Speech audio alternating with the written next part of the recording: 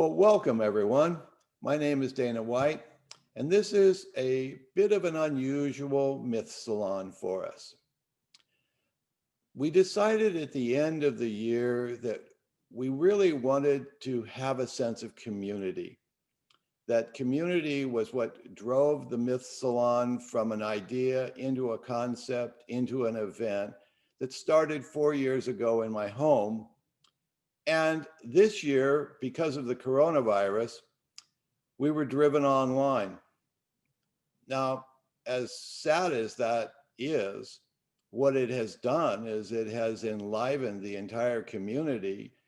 And over the course of the year, we've done 21 Myth Salons. We've done talks with Dennis Slattery, with Lionel Corbett. We did an event with Christopher Vogler. We did the David Bohm event. And it's been an exciting year online. And I'm just amazed at how the community has responded to who we are and what we're doing.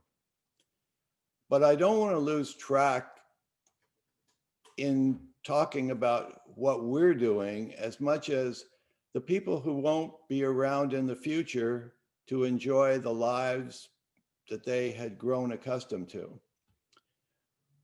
We've lost 318,000 people this year to the coronavirus. And it is sad beyond belief. The last few days have been, we've lost the most people, 3,500, 3,600, I think, yesterday. And each one of these people is somebody's mother, father, neighbor, friend. I mean, it's just sad. So with that in mind, what I'd like to do is open up with a moment of silence for anyone and everyone who has experienced the coronavirus this year.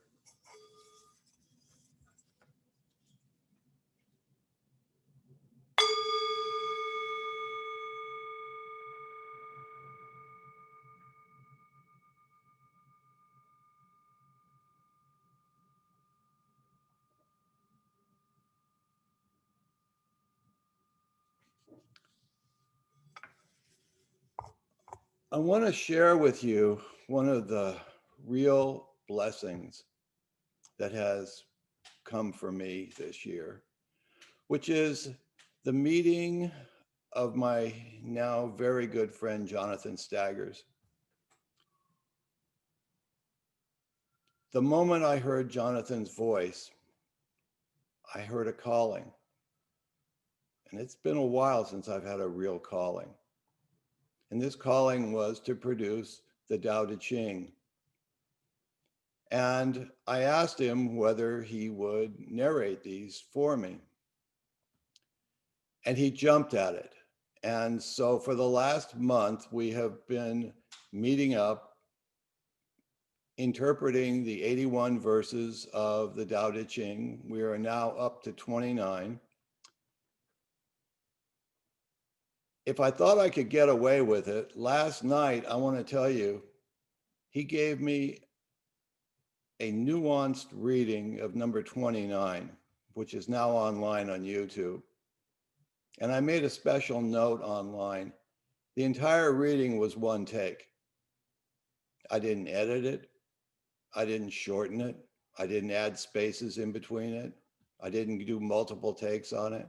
I've never experienced anybody who could enter the Tao the way Jonathan has done with his voice and to give it back to the community. And I would like to play one of the Tao Te Ching readings now and share my screen with you. This is number 25.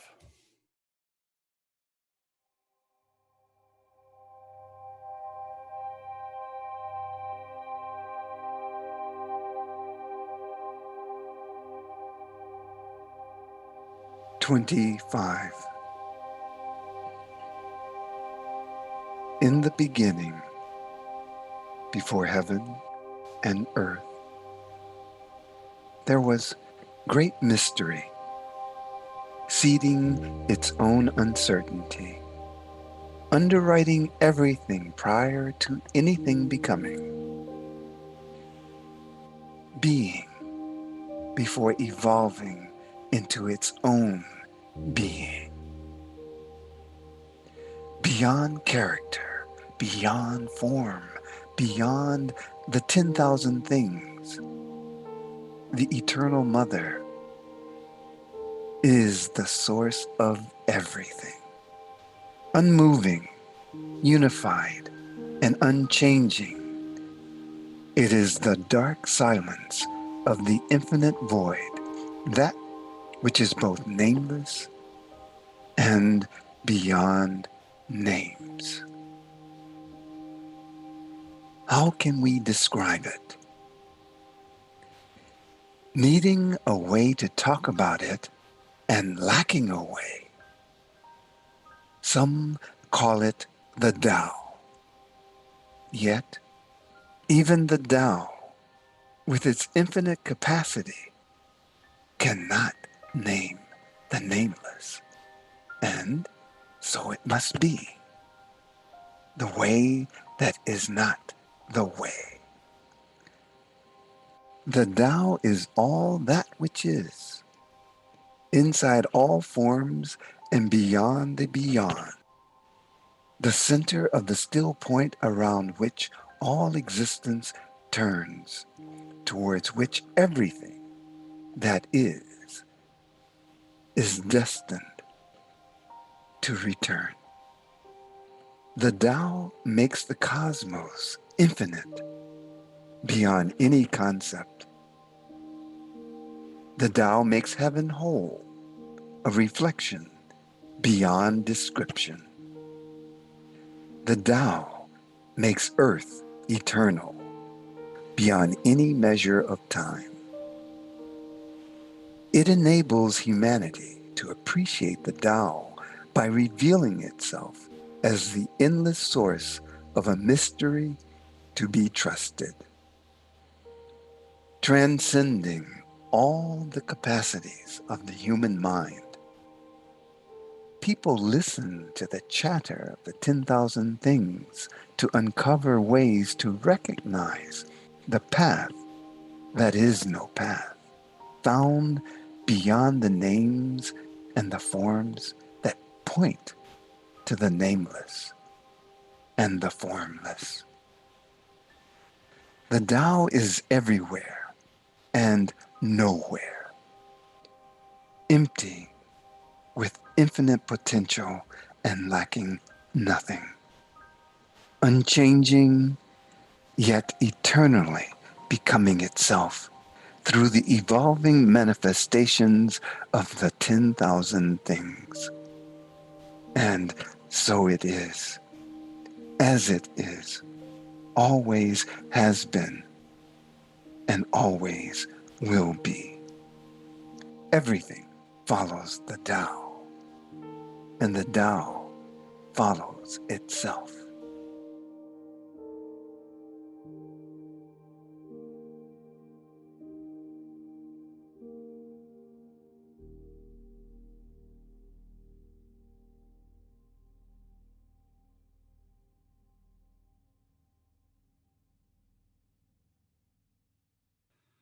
Thank you. Thank you very much. I I'm touched every time I see one of them again.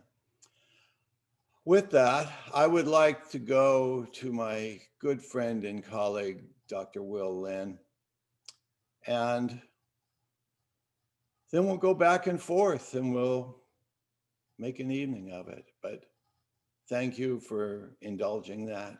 I just wanted to share it with you because it's become a very special, very, very special project in my life that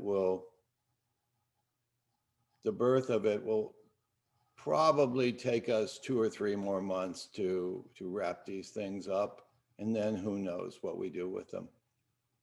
I would love to see the interpretations become something, but they've done their work. They're doing their work.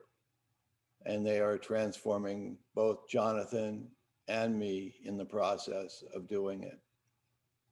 And so I'm just grateful to the Tao for allowing its voice to be part of existence. Thank you. Will? Yeah, well, thank you, Dana, and Jonathan. I think actually the Tao, it kind of makes a lot of sense to look at the Tao around Christmas and around the winter solstice for a couple thematic reasons. One, that particular chapter put a major emphasis on the namelessness of the Tao, on the paradoxical duality of the Tao, on the formlessness of the Tao. And I think, when we look at Christmas, obviously we're looking at other winter solstice holidays. We look at how Christmas is almost served as a lattice for every other solstice holiday to start to be added to it in our global cultural celebrations. And when you look at the local Native American relationship with the winter solstice of the Chumash, local to Southern California and especially the Santa Barbara area, the Chumash, this is the scariest day of the year. And this day of the year, this is when the day in the winter solstice, which is just ahead of us, goes from getting shorter and shorter and shorter and shorter and darker and darker and darker and deader and deader and colder and colder. And why would it ever turn around? And until you understand that we're in a heliocentric solar system, there's no reason for it to ever turn around. And it seems like magic. And so the winter solstice is such an integral day of the year for so many religious traditions, in part because this is the day where that magic thing happens, where the darkening changes directions and we go into the lightening again. We bring back light, life, warmth, daytime, and all these types of things, right? Well, at the nadir of darkness is the most dangerous moment of all times, is the most formless moment of all times, is the darkest of nights. Is the new moon, is the winter solstice, is midnight, is this dark moment. And for the Chumash, this is when the shaman goes into the cave and dances a special dance, as there's, just like Indiana Jones, there's this like hole, this ocular hole, oculus, where light comes through just at the winter solstice and lights up the back of the cave or lights up the shaman. And this dance is done while mythically what's happening is Slo'u and Coyote are playing a game of dice. And Slo'u is the eagle. And if one wins, if Slo'u wins, it'll be like a Groundhog's Day. It'll be a bad year. And if Coyote wins, it'll be a good year, and you won't have to, sacrifice and kill these people. But this is a game of dice. Dice is a chance where anything can happen. God doesn't play dice with the universe, right? Well, the Chumash deities do on the winter solstice. And this is, I think, why the Tao is so interesting to engage around the winter solstice, in the engagement, especially with its namelessness, with its formlessness, with its paradoxical duality, because I think that is associated with the nadir, any nadir, especially the nadir of the year, which is the winter solstice. And I think it's important for us in 2020 to think about this long narrative pattern as well, because I think that many of us are noting that we're in a sort of maybe a cultural death, maybe a cultural resurrection of some kind, hopefully an inflection point. Perhaps, maybe there's a reason why fluidity is thematic right now. Maybe there's a reason why.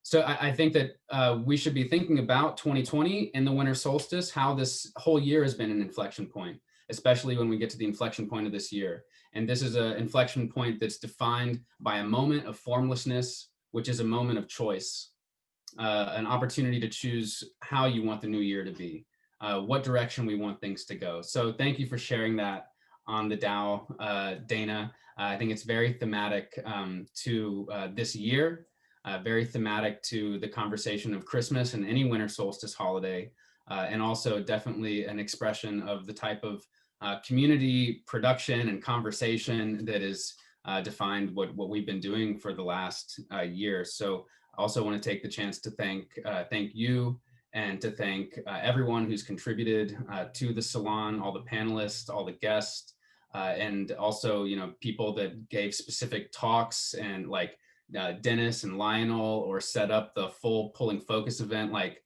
Corinne, or helped us put together a whole set of panelists, like Connie Zweig, And Guard was made the whole other project work with Lionel as well. So thank you to everyone that has come in and contributed, and thank you to people that send us your notes that tell us what this means to you. And that's really why we wanted to do this particular event, because the reflections are, the emails we get are more about the community and more about the experience and what it means than it is about some great insight that came. And I know that comes too, but those aren't the emails that we get. And that's very meaningful to me and has been in this year. And I won't be with very much family, and I think many of us won't. So it's nice to be with everyone for Christmas. And I hope that we will get together and party when we can in real life, when that's a real thing. And hopefully 2021 is the year for that. But other than that, Dana, I think I've shared a little bit of my Christmas mythology with the Chumash and some of my reflections on the year. And I mostly just want to hear from everybody else tonight. And I know you have a little bit of a plan to make sure we get around the fairy circles. So yeah, please. Yeah, let's would love to hear from more people. Wonderful. I would like people to get to know my good friend and colleague, Guard Jameson, a little better. And I'm so thrilled that Guard would spend a few moments with us tonight. As you may know, Guard and I have collaborated on a half a dozen different books. Some of them have gone into second printings.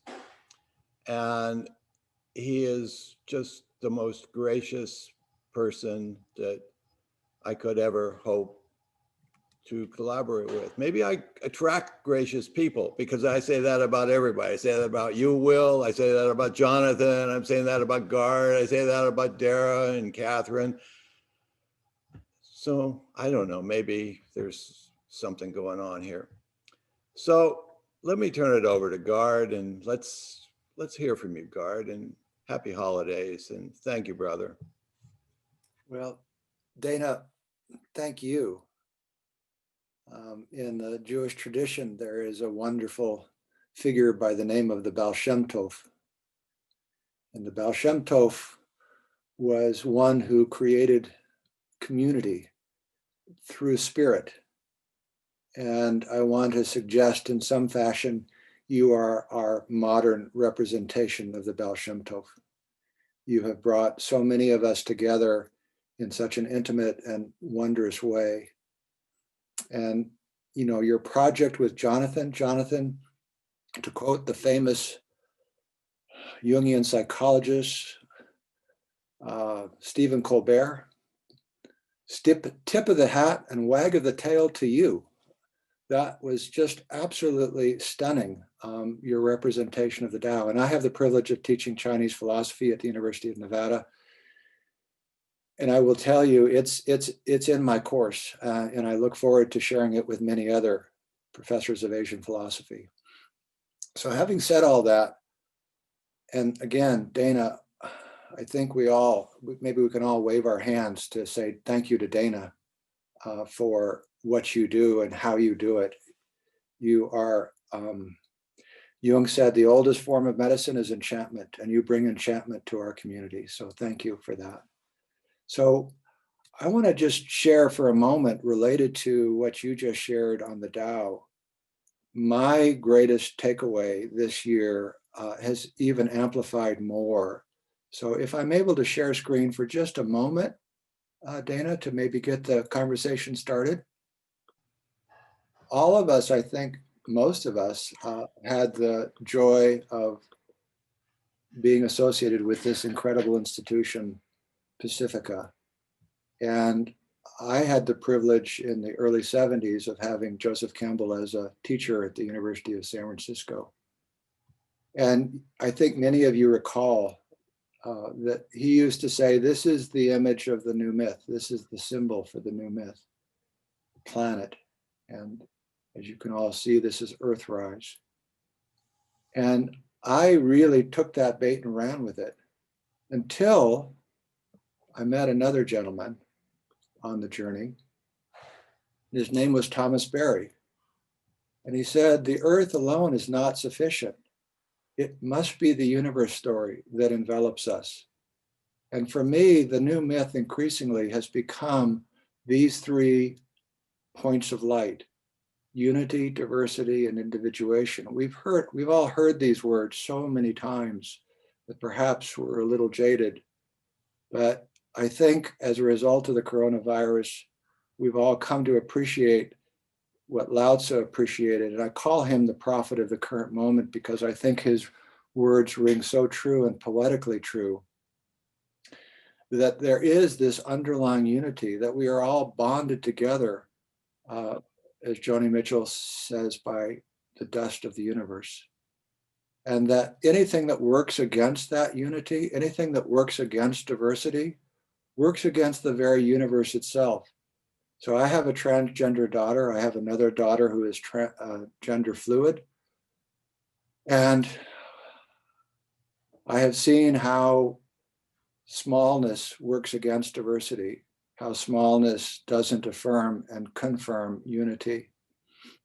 And what Thomas Berry taught me was that only out of those two principles, unity being the principle of depth psychology, contemplative depth, only out of the principle of diversity, the horizontal dimension of our existence, the relationship that we have here in this community, thanks to you, Dana, out of those two pieces comes a golden coin, which enables what the universe intended from the very beginning, for each of us to become exactly who we were intended to become. And that is, I think, for me at least, the great challenge of this moment as we begin to turn the corner on this virus, is to imagine our new myth, our universe story, the recognition that we are a unity, as Lao Tzu suggests, within this immense and splendorous, enchanted, glorious diversity. And that what we as a community, as members of this community, are here to do while on this short moment on this planet. I'm an amateur paleontologist. I like fossils. I tell Dana because why? I'm becoming one, right? Dennis, we're getting to that age. And so we're here to help each other become our very best selves. And that's what the universe is crying out for. And that's what each of us is challenged to do. And so Thomas says, the natural world is the larger sacred community to which we belong. To be alienated from this community is to become destitute in all that makes us human. To damage this community is to diminish our very existence. So the reference point, Thomas suggests, is the universe itself, not just the earth, but the universe itself. And when we move into that great work, we recognize that we are moving into an axial moment.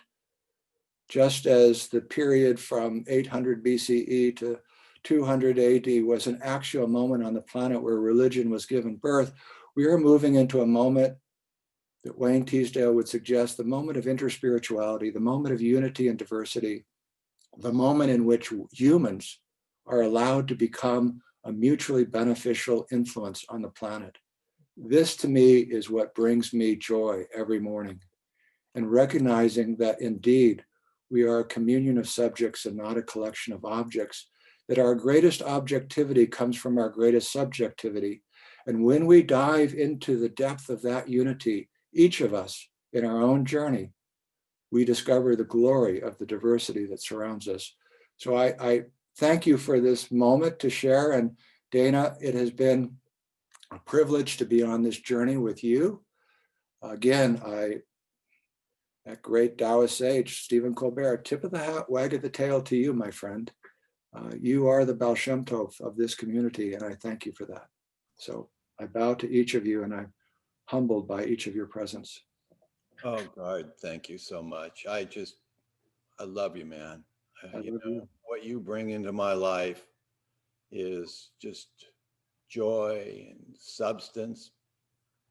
I'd like to bring in Dara, who, another of my classmates, 20 some odd years ago. And there are 1, 2, 3, 4 of us here tonight that after all that time, it's just, it's really a testament. And Were my good friend David Huff not having his hip replaced on Monday, he would have been here today with us. And so my thoughts are with him as he readies for his operation. But Dara, I mean, you are a gem. You tell us what story is, where story goes, where the arc of it is, to throw a pun at you that you can probably run with. So welcome. Happy holidays and love to you and Randy and Justin. Thank you.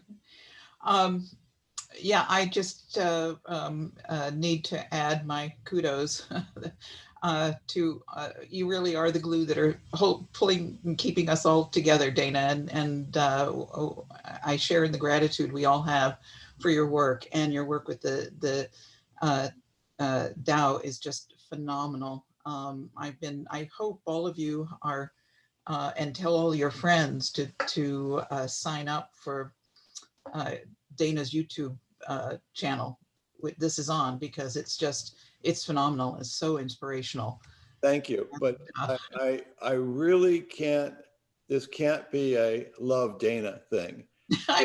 This has got to rain on Will. Dara, it was you who introduced me to Will. You're just getting what you deserve, Dana. So I can't help it.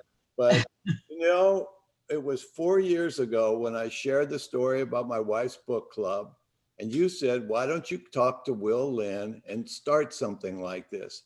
So the seed to do this came from you, Dara. And I went down there and I did a song and a dance, and I said, if I do this, would you do this? And he said yes. So well, wherever this goes, Will Lynn is right there with me. Yeah, but the different, yes, and yes, thank you, Will. You guys are a wonderful, wonderful match. But I was going to say the difference is I thought it, you did it. So congratulations to that. I had a terrible feeling you were going to pick me next, because from the sublime Guard, it was so beautiful. Everything you said, your words always touch me so deeply. And put a little plug in, if you haven't seen the books that Guard and Dana have produced, they're also phenomenal. Anyway, so I called Dana last night and I said, Dana, what are we supposed to talk about? And he said, anything you feel. So I've been feeling really crappy all day. So that's where I'm starting. But I figure if I'm here at the beginning of the line, so it's all up from here. So that'll be a good thing. I don't generally feel crappy, but today, I also appreciated what Will said about the darkness, because I've been truly brooding a lot today. And I've been trying, often when you get in, when a mood gets this intense, you really, give it a think and try and figure out what's going on. So I have no idea. I've been giving it a think, but I'm sure by the end of tonight, I will have fully come out of it with all of your wonderful wisdom that we're engaged in. So, so I thought I would follow up and just talk about a few things that are going on, because I think they all tie together. And I think this is a big part of why I've been brooding. I actually started to have some very good news this morning. My daughter-in-law and my son are both essential workers. My daughter is a NICU nurse, and my son works in law enforcement, and they're both on the verge of getting their injections. In fact, my daughter-in-law is getting hers tomorrow morning. So that makes me really happy. They live around the corner from us, and we've hardly been able to see them at all. So that's quite wonderful. And then I had terrible news that two very close relatives who are both in their 90s, both were just diagnosed as positive for COVID. And so I'm very, very upset and concerned about that. And it's just, we're so close to the finish line. And it's just really, really scary times. But this is what everyone is going through and feeling, and it's very, very difficult. So, I was thinking about, how we deal with and we process this. And, for me, because my background is story and is narrative, it's always inescapable for me to sort of wrap this around into where we are in our story, and what is what is really happening for us. And one of the biggest blessings and biggest curses that I and I think many of us got from Pacifica was the sense constant of both and. It's totally destroyed my life. And it's always this and it's that, and you can hold two sides of the story at once. And so this, the times we're living in are so difficult, and so much feels fractured, and it feels things are coming apart at the seams, and how will we ever unify, and all of this. And if you look at the arc of story, and all of history is a story, and we are part of that history as we're moving along here, that transformation is always messy business. There's no evidence to the contrary. Transformation is not just a new thought you can have and then wham bam, you're done. It is a coming apart, and it is a descent, and it is a remaking and a rebuilding, and it's coming at us so fast and furious right now. It feels as if we are really in the vortex of something is extremely powerful.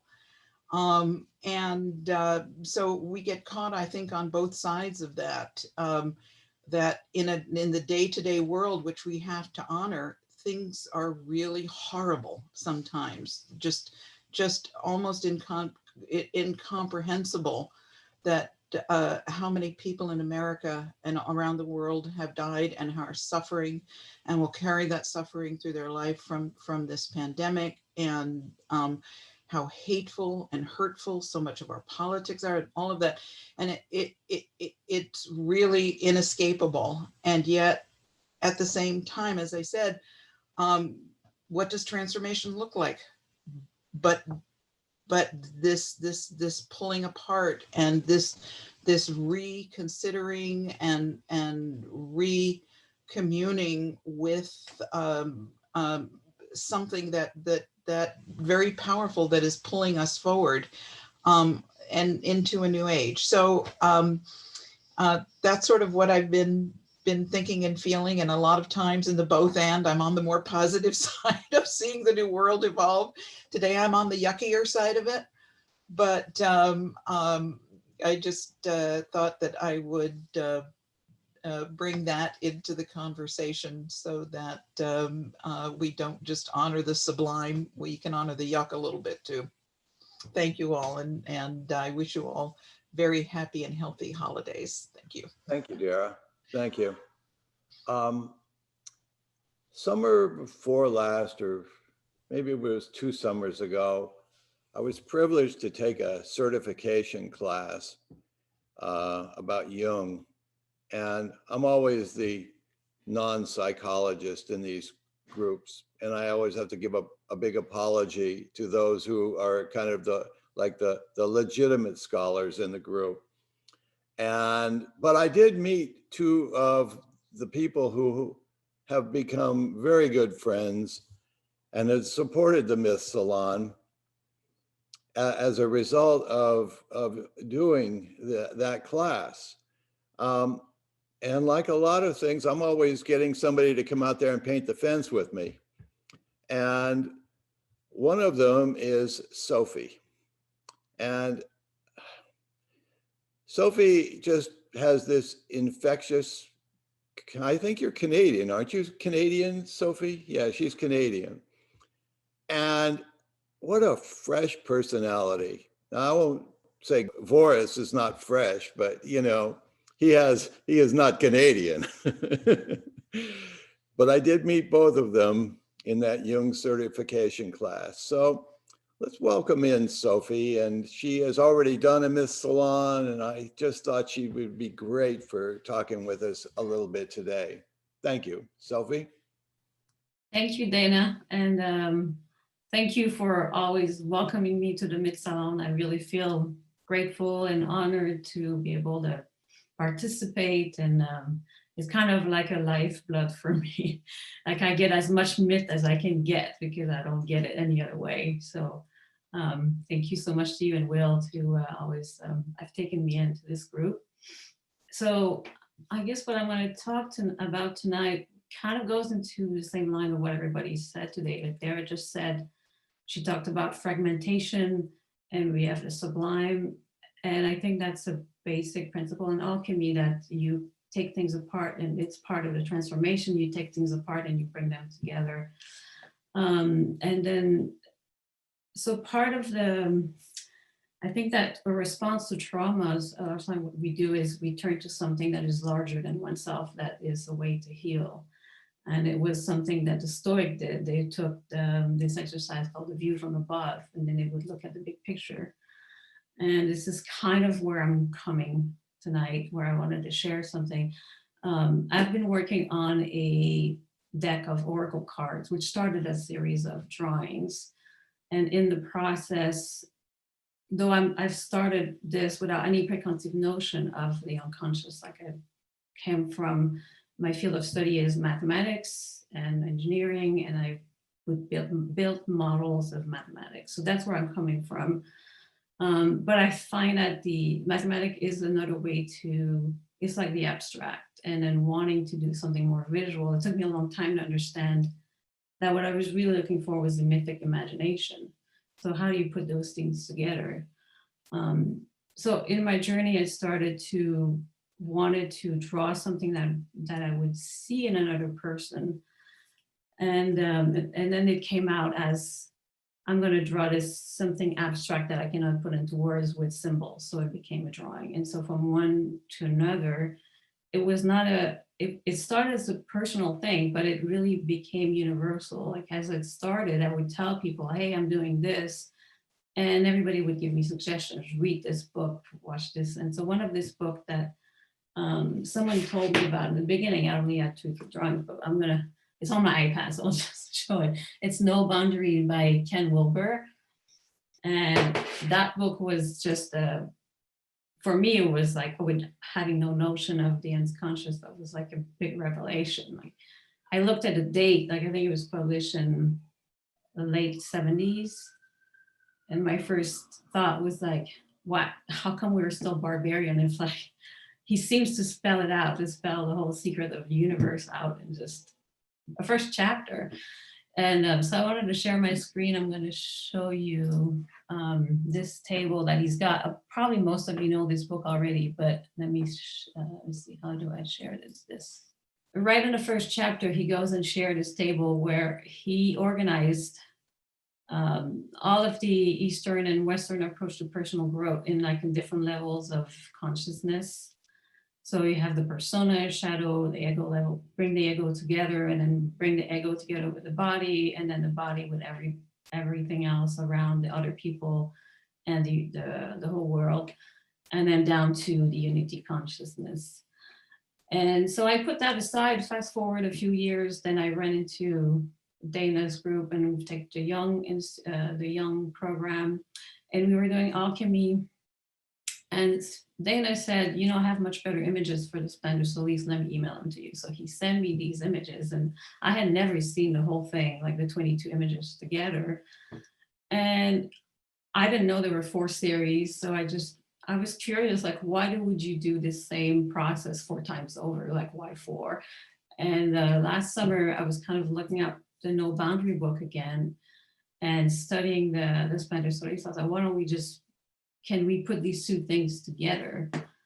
And so if you look at the 4 series, like the first series, if you can look at it as, so this is the first series takes the persona on the persona level, and then you go down. The second series is about merging with the body, and then third series, the total organism and universe, and then the bottom is like when you reach the Philosopher's Stone, is the whole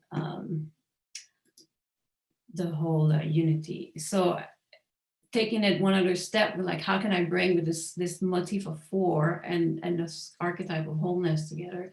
Jung did the same thing. He has the mental, physical, emotional, spiritual. Can you link that with the shadows? So this is something that thought, well, gives me a new way to look at not just alchemy, but my interest with the Splendor Solis and alchemy is also that I looked at every one of the images from the Splendor Solis and connected them to my own images that I've developed. And there's a really remarkable correspondence between the alchemical transformation and what I've come up with. Totally without no idea of the bigger picture. I'm just going one by one in the most truthful way that I can possibly, that I could possibly do. And so I've expressed myself so much better in images than with words. So pardon me if I'm not eloquent, but this to me is like the picture of kind of, if we look at the picture of what we're going through, I thought I would just take some of these and focus on some of these to describe a little bit of what we've been through. So from like the sublime going to what Dara was talking about, sort of the difficult aspect of the journey we're going through. So some of it is like on the topo level. If you put them in perspective, we have the isolation here that we're going through, and then, but also in counterpart, the community that helps us, so that alchemically, this step is to the separation of the two basic opposites, and then their subsequent recombination. So now we have divided ourselves apart, and maybe in 2021, we will recombine ourselves in a new community or a new way of being. Transformation with the swan. On the second level of body, you have that the relationship of the ego with the body and who's boss in some way. We have a lot of anxiety and there's a lot of questioning of authority, and we have to submit to the body. This is something that the ego is not used to. If we go further down, this pair of the house on the wheels and the house on the wheel. I just finished right before the pandemic hit. I spent a lot of time reflecting. They're very simple images, but when you go dive into it, I thought about it for like 3-4 months before. And some of the stuff, I mean, it's like the struggle we're going with like not being able to travel, not being able to move, having to stay in place. You kind of have to, by not moving, you have to go within, and you also have to think and get the bigger picture. You go from the little self, you find a transcendent self. Somebody talked about hope. I think Will was talking about hope earlier. I think that the equivalent in the tarot we'd have is just like on the left side, you have the adventurer, you have the energy of the tower, which is like the accident, the sudden venture we're going into, and then we're finding our balance back with the subconscious, the greater. We're connecting with the greater history. There are other generations who've gone through pandemics before, so that's reassuring. You know that they've gone through it and they've come out of it, and the world has went on after that. So this is something to be hopeful about. And on the deepest level of the unity, I think the suffering is obvious. We're all going through that. So we have on one hand the suffering, but you don't have the suffering without the strength to deal with it. So that comes together. Just briefly, like I know Will mentioned the baobab earlier today. The baobab is a fantastic tree. This was something I just read about. It's a prehistoric species which predates both mankind and the splitting of the continent over 200 million years ago. So how's that for a symbol of the self or the unity consciousness?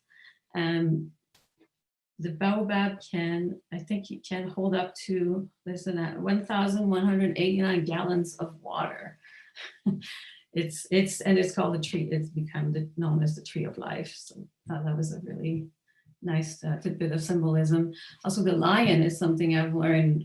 I didn't know when I did the drawing, but I took a great class from the PRS, the Philosophical Center research. Is a class on esoteric symbolism, and I learned that the lion is actually a symbol for an enlightened being, and the bird is often a symbolize of the goddess. So in the tarot you have, so like this bird over the lion is a little bit like the maiden and the strength card, like and the lion, being able to, the communication between the energy of the goddess and the enlightened being, the lion. So I'm gonna just end it here. Just wanted to share these thoughts with you tonight, and thank you, and happy holidays to everybody, and thank you again for having me.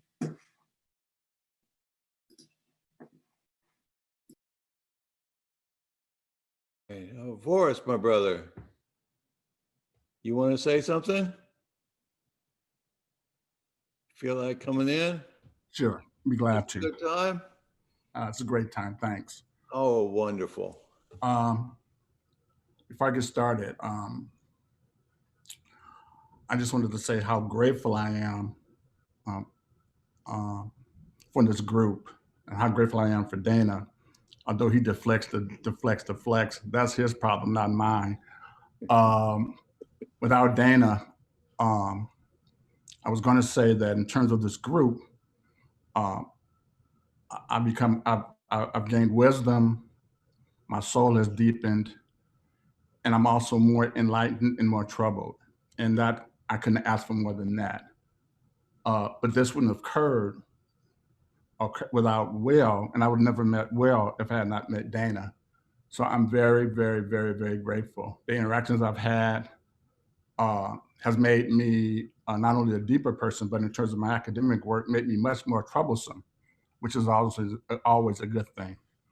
And so I want to begin there and link this to our last meeting, to show us and to reflect how important the work is that we're doing, even if we don't recognize it, if we think it's just mere talk. So you mind if I share a screen, Dana? Go for it. It always amazes me. I'm always bowled over by, in some of the most unexpected circumstances, myth emerges. This notion of the rhizome starts to affect me, and you discover that what you're doing has resonance far more richer and deeper than one would think. And what do I mean by that? At our last presentation, I invited a colleague and a friend who is both a MacArthur scholar, right, the so-called Genius Award, and a Guggenheim winner. In short, this woman is hella smart, and she's in the sciences and the history of science. So I've never invited her to anything that we've done, but I heard a voice, so I invited her. Make a long story short, afterwards, she called me to tell me how it went. And she told me that it was absolutely marvelous. She loved the discussion. She said how it broadened her thinking. And I said, why is that? And she said, because I was swimming in a pool with people with whom I never swim with, right? And this whole notion of a pool and water, and all of those of us who are in myth, we understand how important that is. So something told me, well, what does Jung have to say about pools? And it turns out in Memories, Dreams, and Reflections, where he talks a lot about the rhizome, he also does that in 2 analytical essays, Symbols and Transformation, but this is about the pool. And it turns out that he wrote this wonderful, before he died, in Memories, Dreams, and Reflections, he talked about the notion of a pool and how he was in Liverpool, a dirty, sooty city. And what did he get from this dirt and soot as he was walking through, wondering why anyone would want to live there? The various quarters of the city were arranged radically around the square. In the center was a round pool, and in the middle, a small island. My companions commented on the abominable weather and obviously did not see the tree. They spoke of another Swiss who was living in Liverpool and expressed surprise that they would have settled there. Young finishes the dream by saying, I was carried away by the beauty of the flowering tree, the sunlight, and the pool. I know very well why he has settled here. So then he talks about, later on, he talks about the pool. In an Egyptian myth, in another myth, the pool is the source of life, right? Of course, we think about water, et cetera, et cetera. So it's the source of life.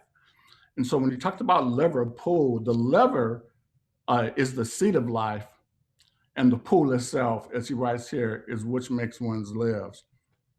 And what really just moved me was that, and we all understand how important the mandala was to Young. He said after the dream, he gave up drawing or painting mandalas. The dream depicted the climax of the whole process of development. So here's this person who cares nothing about talking of myth, et cetera, and yet she makes reference to the pool in her description of how she was moved, not by me necessarily, but by all of the discussion, which is what stuck with me. So why is that important? And let me stop here for a second.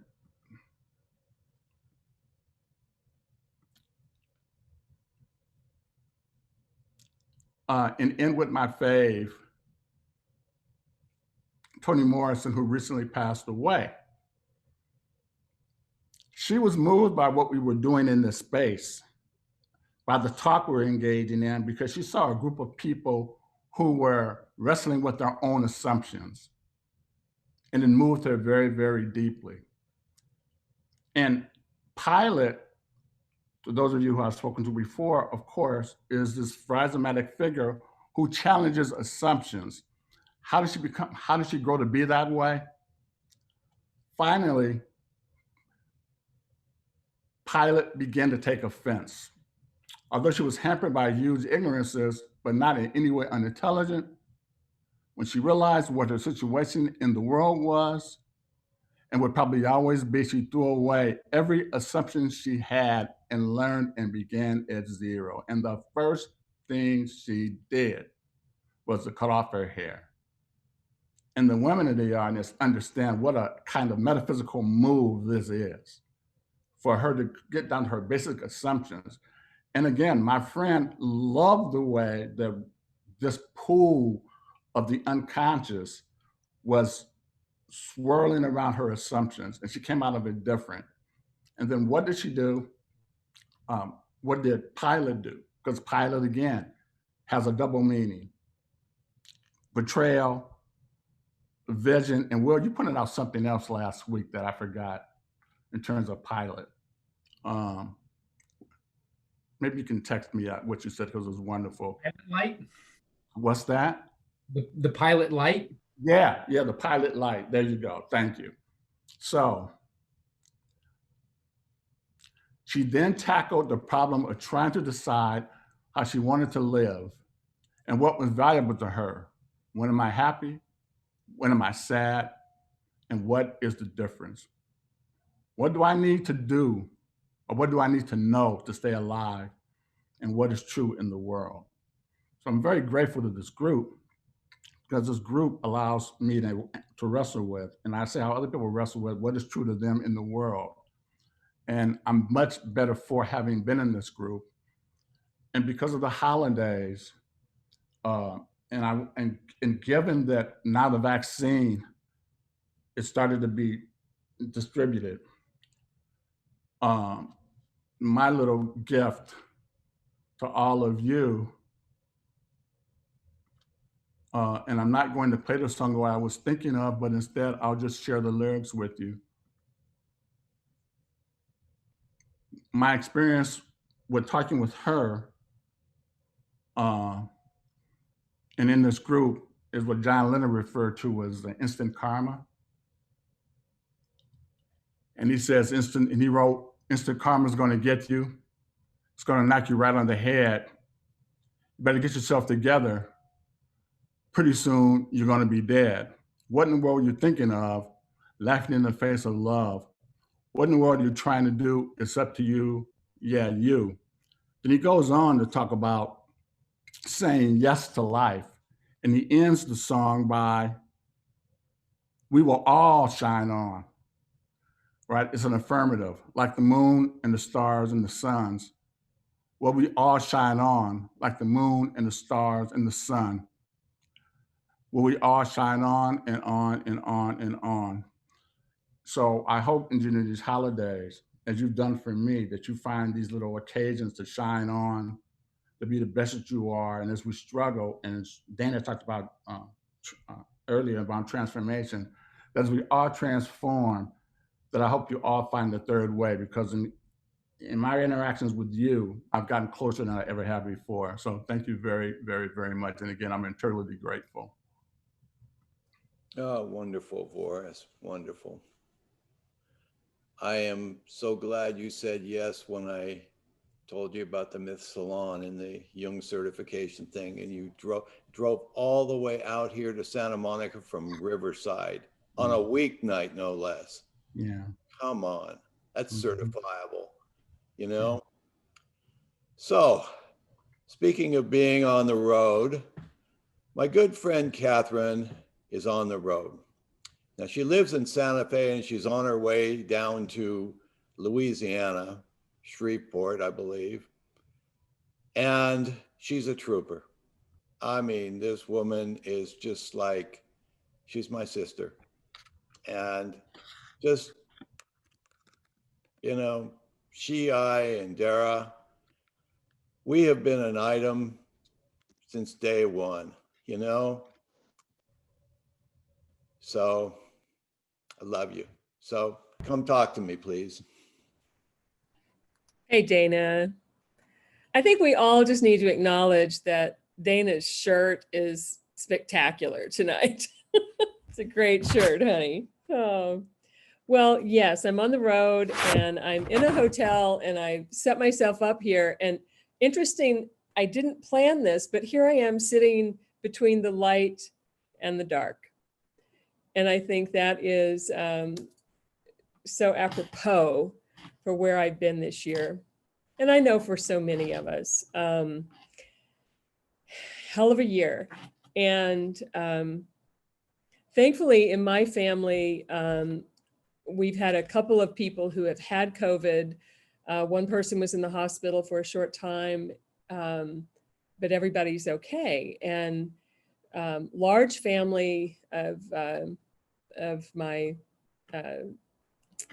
husband and I have 6 kids between us and 8 grandchildren, and now soon to be 3 great-grandchildren. And everybody has been well and no one's lost their jobs, and we are just so very grateful. For me, this year has been a very personal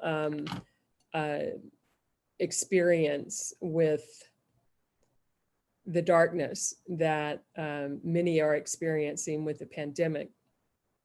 To gather my thoughts, I've written it, and I would like to share this with you tonight. First of all, it is so great to see Dara, my sister, and Guard, and it's great to see Dennis. Will, it's so great to kind of say hello to you. I've been following the salon all year, and it's just filled my heart and soul so much. It was just what I needed. So here we go. So I've been living in the underworld, hanging out with the Dark Mother since November of 2019. For that is when my husband and I came to the realization that our 30-year marriage was coming to an end. So that just threw me right down the rabbit hole into the waiting arms of the Dark Mother. And then along came the pandemic. So there in the underworld, I stayed there as I experienced the vitriol of some of my children as they blame me for the end of the marriage. Though if blame were to be placed, it was on us both. Stayed there through this pandemic, through the confusion, the isolation, the fear. Stayed there through the madness of US politics. Stayed there through the hatred that has seemed to permeate the very fiber of our country, and fear float in the air we breathe. Stayed there through 2 deaths in our family. Stayed there with the news that our 22-year-old grandson has a rare terminal cancer. Stayed there as friendships fizzled due to politics and life. Stayed there as I couldn't see my children or grandchildren. Stayed there and slowly began to heal, to accept love, embrace trust again. Stayed there as understanding emerged. Stayed there, learning to be alone and at long last just be there in the underworld. Not scrambling to be in the light, as is my tendency and my comfort zone. You see, I'm always the happy one, always the light-filled one. Of course, I wasn't really alone, you see, for she was there, is there, ever present, ever nurturing in her own demanding way. She doesn't suffer fools kindly. I have known her personality or personally for decades.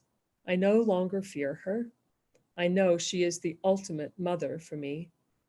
You see, she tells it like it is. She isn't necessarily unkind, though it certainly feels that way at times. I've learned her ways, and I've learned to always trust her. It's like this. She tells me, Catherine, come, rest a while. Then we'll do the hard work. Yes, I have been stripped naked, all adornment taken from me, and anyone who knows me knows I love my adornment. I've been hung on the hook, every ounce of life dripping from me, left for dead, broken heart, broken spirit, rotting flesh, never to see the light of day again, dried up, brittle. And then, as if tossed into a cup of hot water, like dried, brittle tea leaves, I steep, my true essence emerging, unfolding, getting stronger, darker, richer in depth and flavor, and oh, the fragrance. Coming to know I can survive. I will survive. I am surviving. And in that, I am growing, roots running deep into the dark earth, re-emerging, breaking out of the chrysalis, yet again. She sends me back into the light, of course, for this dark mother believes in balance. She doesn't mind the light, she just doesn't want to be ignored and certainly not forgotten. In that light, and dare I say, because she is standing right there peering over my shoulder, healing takes place between my ex-husband and I, and the children, and the building of a new reality of relationship between us all. Yet, another new definition. In that dance of light and darkness is love and companionship. In that light and darkness, hope for our country and for the vaccine that may save lives, and for this new administration that may lead us back to some semblance of sanity.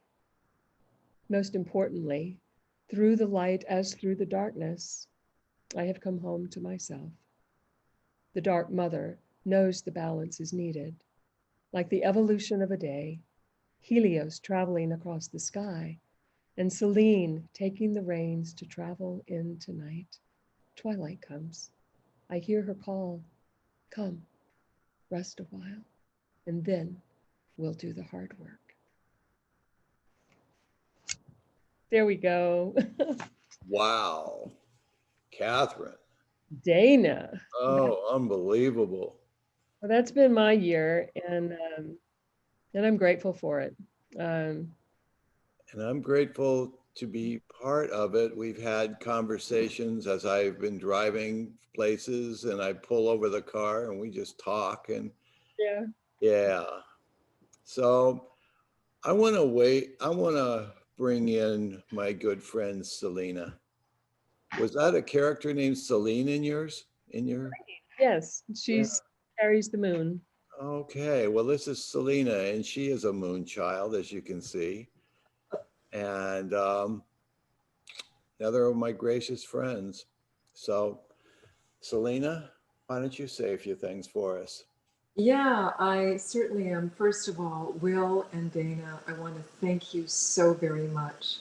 I am so honored to be part of this with all these incredible esteemed scholars. I'm like, wow, this is so cool. As a psychologist, I don't get to hang out with you guys, and I have grown tremendously because of it.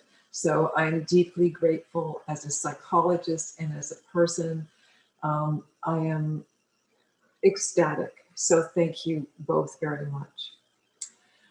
When Dana said to present something, I actually didn't know what to do. And I woke up on Sunday morning and I wrote something, and I've been massaging it for a couple of weeks. And it is exactly what I think. So I'm going to read it to you.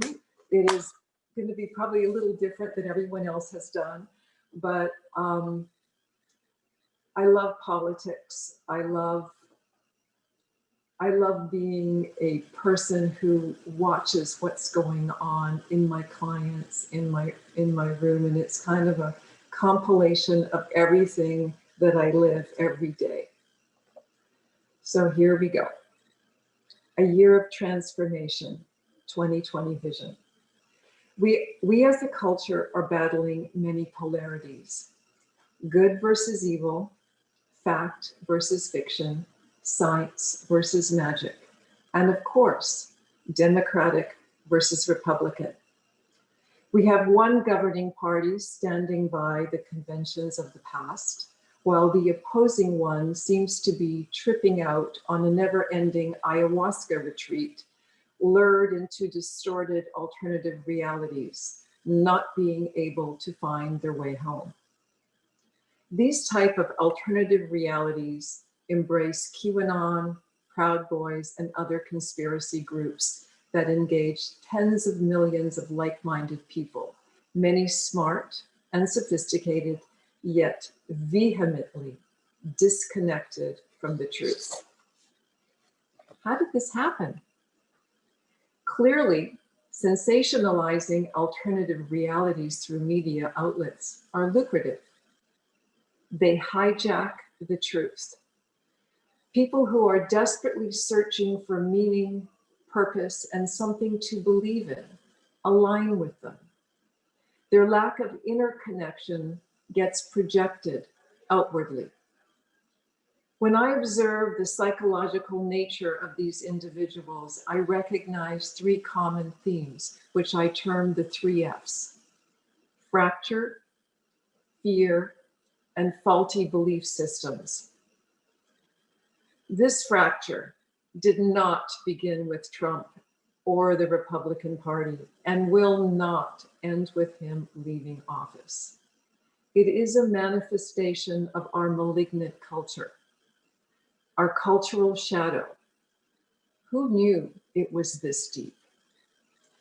I believe that social media has unintentionally magnified this issue. The fractures that I'm referring to were created in childhood via traumas, molestations, divorce, through family patterns of dysfunction, and the like. The outward fracture is a manifestation of inner fracture. Yet, what I observe happening or birthing is a new addiction. The addiction to alternative realities. For this group, their fear makes truth untenable. It is false evidence appearing real. It is much easier to disconnect and restate falsities. Shadow dancing. Like some media outfits provide reinforcement, like echo chambers. They disconnect from reality. This makes the pathology of those that are disconnected from themselves feel normal. Healing this addiction is not going to come from politics. It's not going to come from the media, but from reconnection to divine and spiritual energies, psychological healing, personal devotional practices, healthy families, thriving communities, and a collaboratively aligned culture. It's going to be a long road to get us back on track. We need to become whole. We need to revision ourselves, not only as authentic based individuals, but also as constructive members of society. So that's what I think. Wonderful. I just think that this time to reflect, to put everything in perspective, and to draw us into a sense of community, it's such a valuable opportunity that we face. And to have the friends and community that we have together is such a good place to start. I mean, we have a form of communication. We have people coming together. We have fabulous people coming in and saying, yes, they'd like to, be the thread that ties the knot for the next piece of community building that we do. And speaking of community building, in a place of the country that probably seriously needs it, my other good friend, Dennis Slattery, is down in the belly of the beast. And wow, I guess, Catherine, you're down there now, aren't you, in Texas? Yeah. So Dennis, why don't you unmute? Come on in here and talk to us for a little bit, and let's see what's going on down in your part of the world. Well, I would have never been able to come to the Myth Salon until COVID. And you opened this world up to me, Dana and Will. And I want to extend my own gratitude because I look forward to these. And Dana, what you did with Will in laying out mythopoetic course that I so enjoyed preparing for and presenting and having people respond to was just an absolute joy. It was 1933 that Olga Frober-Kapteyn went to Jung, a very wealthy Swiss woman, went to Jung and said, you've got so many great ideas every year and you don't have a forum. I want to set up a forum in Ascona, Switzerland, and it'll be an annual, and it'll be a round table. And let's call it Eranos, because Eranos means banquet or feast. And the idea of a banquet or feast is that everybody brings a dish in terms of their ideas, and you nourish everyone else at Eranos. And so that went on for decades. I think the Myth Salon is the West Coast version of Eranos. It really is a banquet. And I look forward to hearing from people as much as I enjoy presenting some ideas as I hope food for thought. The other thing I want to say, and then I'm going to read something, and I'll say in a minute what it is. I just am so proud as a teacher to see so many students of mine, former students of mine, including folks like Selena, whose dissertation I had the great pleasure and honor to work on. And it just fills my heart to see how you folks have taken the work in myth and depth psychology and pushed it onto new levels. So that's just been an absolute treat. And it gives me a joy to see your faces, which this pandemic has, in its crazy irony, made possible. Here's where I am, and I want to share this with you. And it cross-references so many of the folks that have already spoken, which is just, it excites me to present what I have.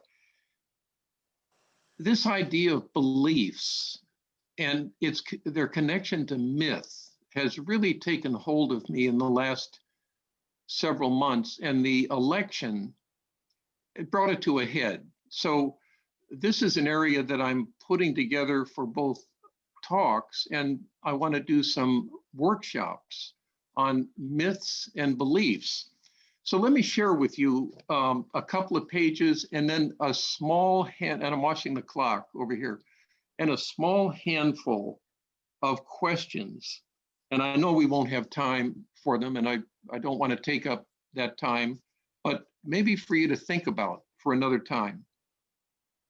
So here's the lead line of a story recently aired on CNN. Quote, "Debunking myths surrounding the coronavirus." Always makes me bristle when they get caught in that particular kind of thinking in which myths are still designated as lies. Now, for those who value and refer to myths to assist them in their lives, the headline reveals its own mythology, the fact that myths are untrue. Of course, the headline is completely unconscious of how that attitude and that belief towards myths grows directly out of a myth.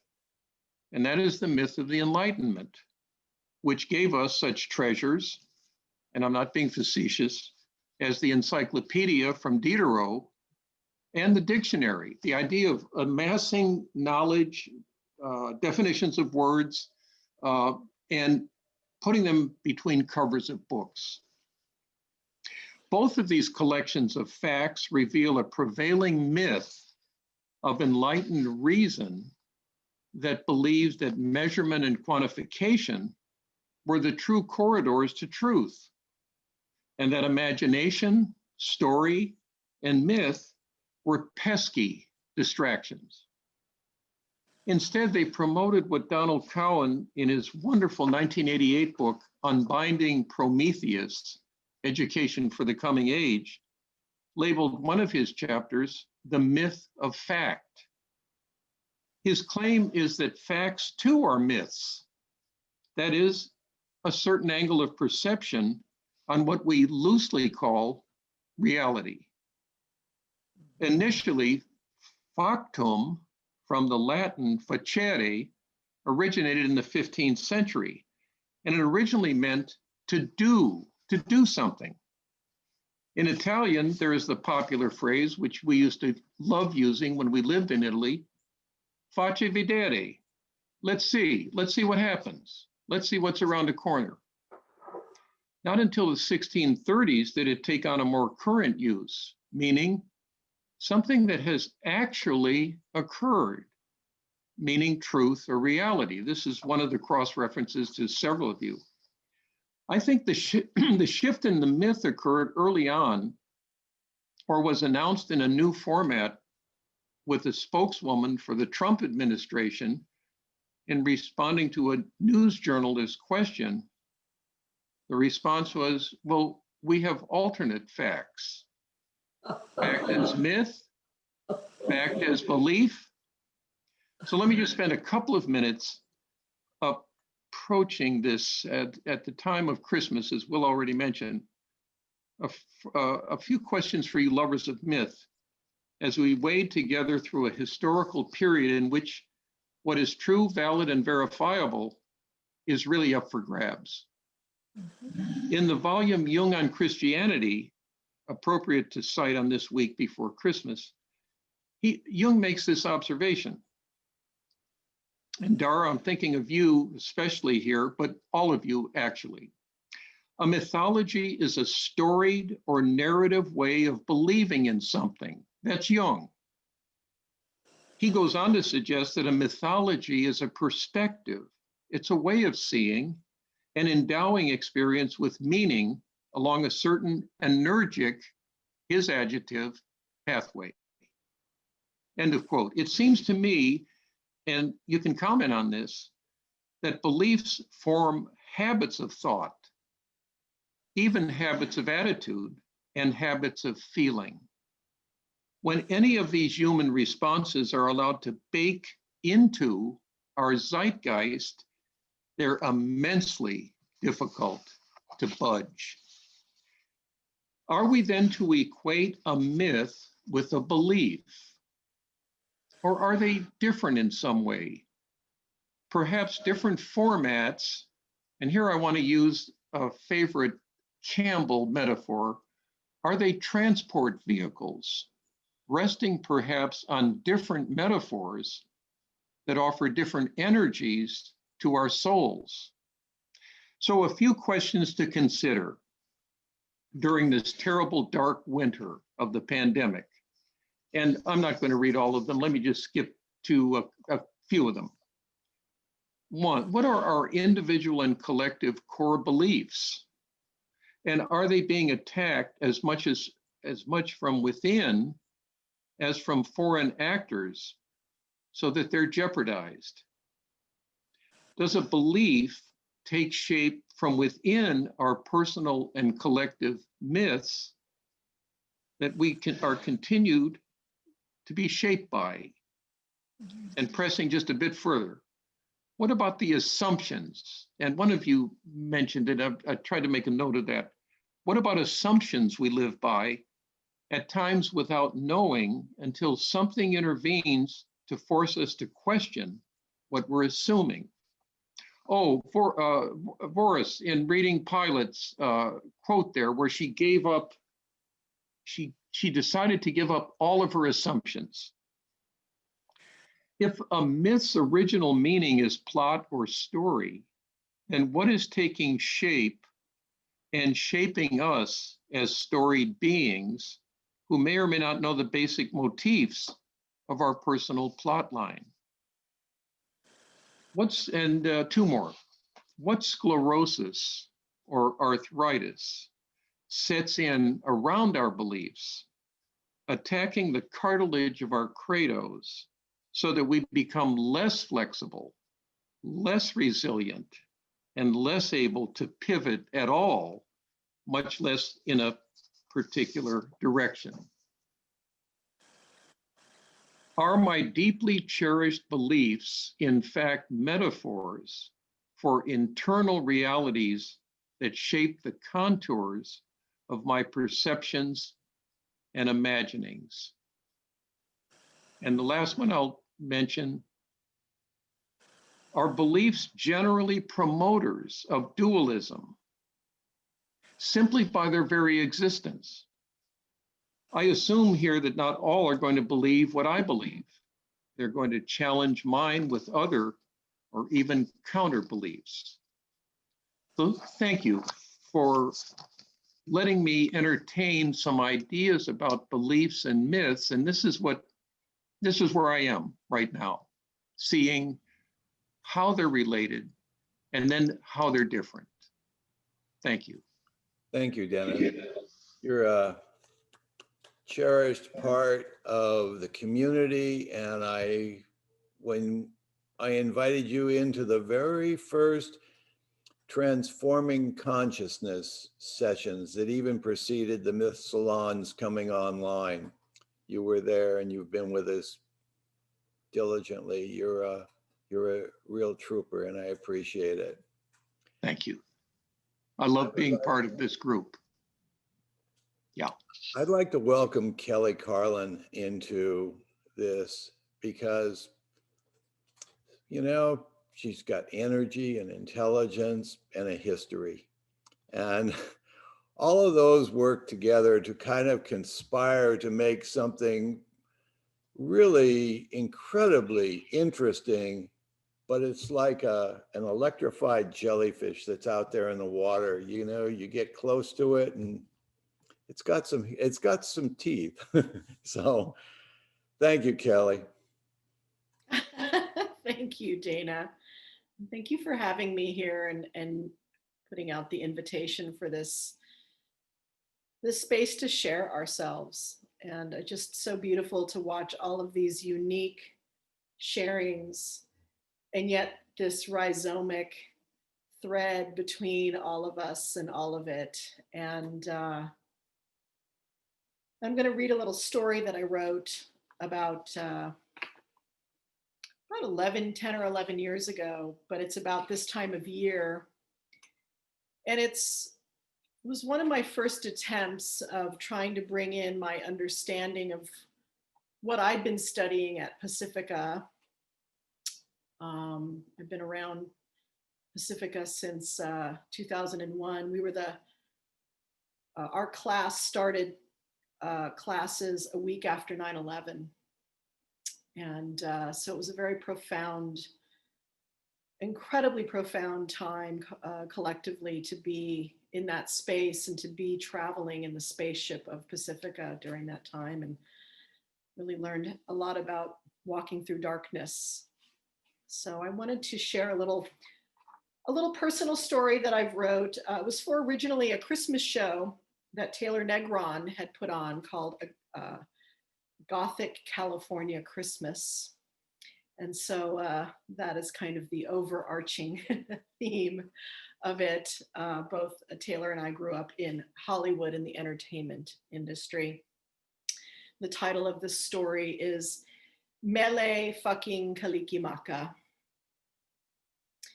Liminal, from the Latin limen, and defined in most dictionaries as a threshold or being in an intermediate state, phase, or condition. In other words, liminal is that strange and mostly uncomfortable place where the old ways are dying and the new ways have not yet been born.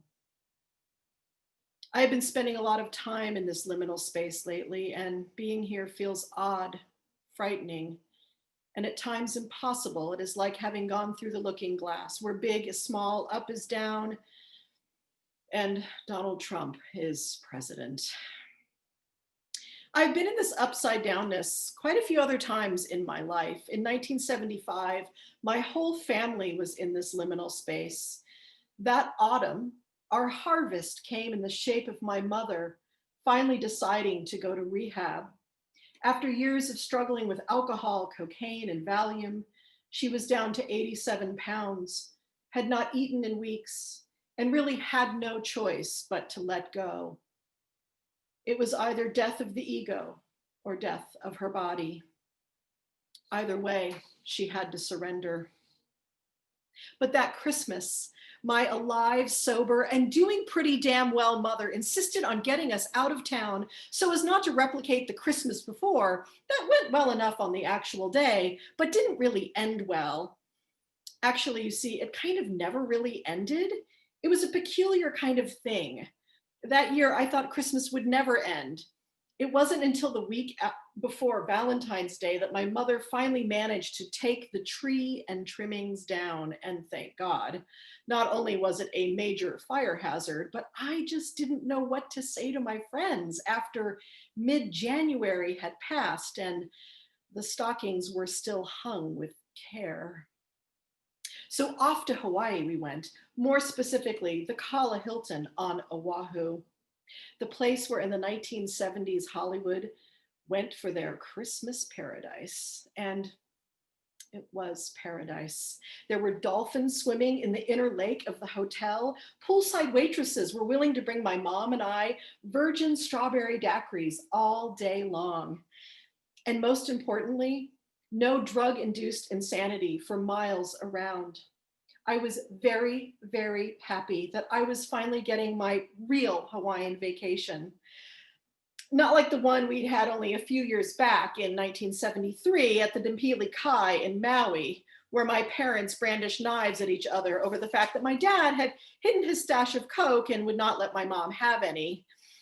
In order to stop this insanity, I had written out a UN-style peace treaty to get them to stop fighting and arguing. It stated, I, George Carlin, Brenda Carlin, will not drink alcohol or snort cocaine for the remainder of this family vacation. I had them each sign on the dotted line. The treaty lasted all of 30 minutes when my dad went into the bathroom and shut the door, and my mother accused him of bogarting the blow. Of course, she reacted by going straight to the bar and ordering another bottle of Mateus Rosé for herself. There was no paradise for me that year. But luckily, now we are at the Kahala Hilton. And at the Kahala Hilton, we saw no cocaine, no alcohol, no knives being brandished. Instead, we got Stephen Eady and Sammy Davis Jr. Unbeknownst to us, Stephen Eady and Sammy were doing a New Year's Eve show in the ballroom. And well, because we were who we were and they were who they were, we got to sit with them at their table for the dinner and the show. A perfect 70s trying to be hip, but oh so schmaltzy Stephen Eady, with of course the highlight of the night, Sammy Davis Jr. singing the Candyman. After the show, we're all standing around schmoozing.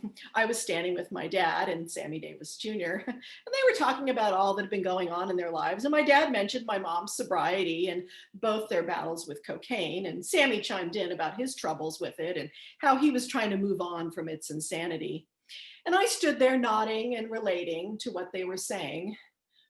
I was only 11 years old, had never done cocaine, but I also knew the all too harsh reality of its promise of paradise. Our sweet little Carlin family was immersed in the liminal that Christmas, emerging out of the dark ages of chemical-fueled chaos, not quite sure who we would become in the future, but knowing, at least now, we had one. That future ended 22 years later when my mom died of liver cancer. The long-term faraway price for all those years of Mateus Rosé and pharmaceutical cocaine. That year, 1997, it was I who would send what was left of the Carlins to Hawaii. I could not face Christmas in Los Angeles. My mother, you see, was Christmas. She was one of those who bought you too much of exactly what you wanted, and I would walk away from Christmas morning feeling abundant and well taken care of. Christmas without my mother seemed impossible. So my father rented a house on the Big Island of Hawaii so that we could get away to a place that could hold us in our darkness, in our winter, in our newest version of the liminal void. The Big Island can do just that, you know, for she holds the manifestation of life itself, the fiery and volcanic goddess, Pele. We took a helicopter ride to go and see her, Pele, and her volcano, Kilauea. We flew over the live volcano where there was a very large hole in the ground where we could see the most primal, elementary aspect of life on this planet, liquid rock. Its energy was like nothing I had ever encountered, raw, unflinching creation right before my eyes. I was witnessing the very act of manifestation itself. My body mind felt like it had been entered by a force beyond anything I could ever imagine. I knew I had just seen the ultimate unknown, known otherness of life itself. At that very same moment, I looked over at my dad and saw that he was holding a small picture of my mom angled so that she could see Pele too. My heart burst open with a love so huge that I had no idea that it could feel something that big. And in that moment, I knew that human love, aching, raw, cut you in half, human love was part of the same creation inside that volcano. That both these forces were equal in their ability to build something up and to cut us in two. Love is the only thing that can be your bridge while in the liminal. 12 years ago, I found myself back in Hawaii, Maui. While I was there, I decided to visit the Napili Kai, that scene of the crime 35 years ago where I naively tried to contain the chaos of the Carlins. I wanted to see if there were any lingering effects of those dark days left on my soul.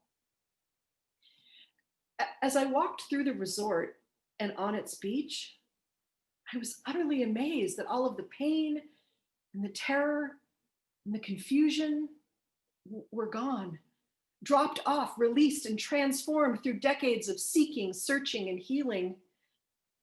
I don't normally believe in miracles, but I did in that moment. A door shut, an era was over, a wound itself was healed. Suddenly it was clear. The Carlins were whole again. I called my dad. He rarely picked up the phone, and I was ready to leave a message when he said, "Hey there, kiddo. Dad, guess where I just was? The Napili Kai." Whoa. And I shared with him how there was this space there and there was no regret or bitterness or nothing. It was done. I was done. We were done. There was a slight pause and quiet in his voice. That's great. That's really great. And then out of nowhere, I said to him, "And Dad, I want you to know that the parts of ourselves, our souls that we left there 35 years ago, I just reclaimed them for us. It really is done." There was a silence on the other end of the phone. Tears streamed down my face. All my dad could say was, "Yes." A deep calm was held between us for a few moments. Nothing really needing to be said because we both knew how long we had been fighting those long ago demons, and how we both knew that finding peace with this past of ours had been a long, long journey. As I drove down that road looking out at the bluest ocean ever, I knew that I had just connected with my father in a way that I had always longed to connect with him, deeply from our hearts, and not hiding one single square inch of ourselves from each other. I felt like all of me was present with him, and I was his equal, his teacher, his daughter, his soul companion. I wanted this feeling to last forever. This is the last conversation I ever had with my father. 3 days later, he was dead. And I stepped back into the liminal. Thank you.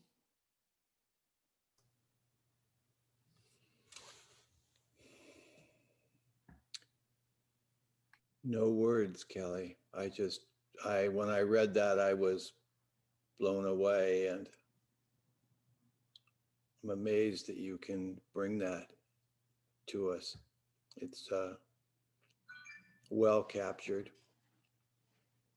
Well captured. It's beautifully rendered. So I would like to turn now to another good friend, Zaman Stanazai, who I met at UCLA even before I went to Pacifica. My wife and I were taking a Rumi class on a Saturday morning. I remember losing my coffee mug in the parking lot and driving back trying to find it. Well, I found Zaman, and he has been showing up whenever I've asked him to come talk to classes. I introduced him to Patrick out at Pacifica. They hired him. I mean,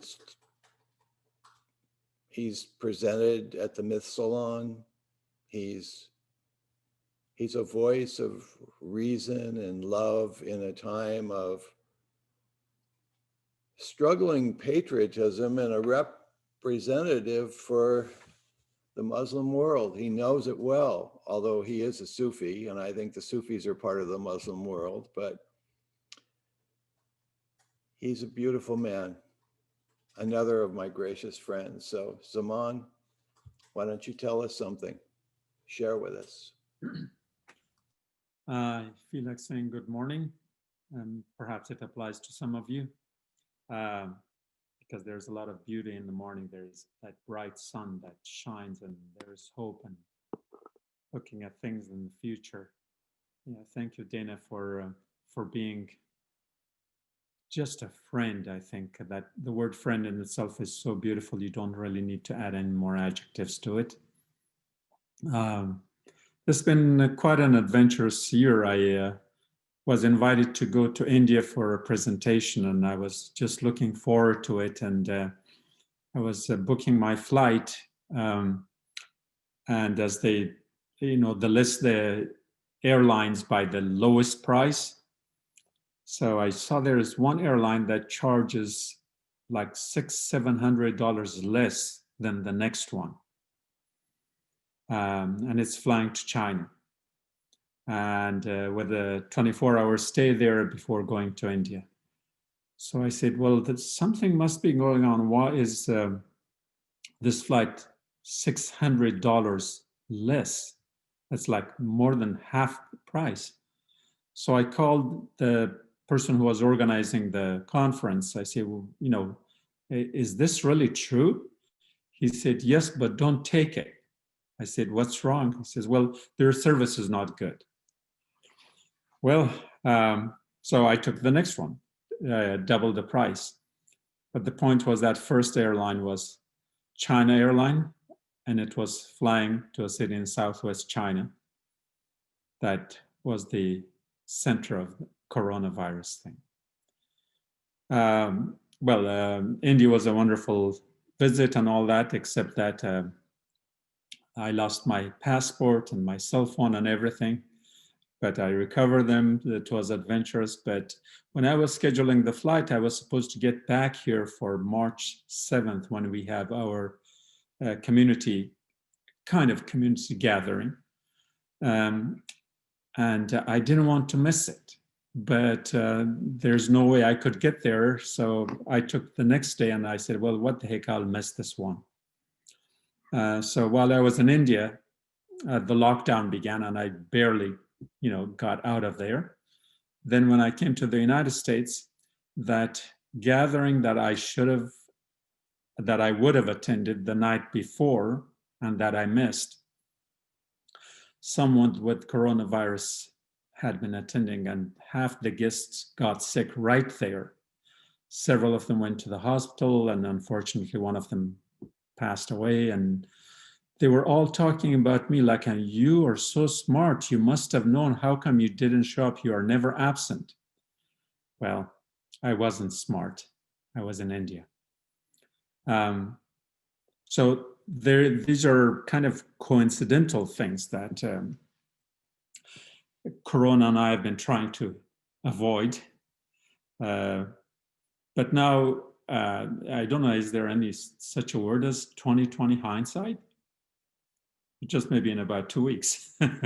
But we are already there, and there's a whole lot of confluence on things that are happening these days. The book I translated is, rising up in the various charts, and the USA Today rated as the fourth right after Obama's memoirs.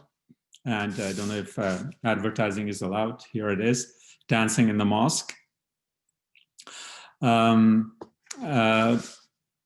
But they have been calling me for the last 2 weeks or so that, okay, we need you for the 17th, which is today, and it is my daughter's birthday. But they needed me today because today is the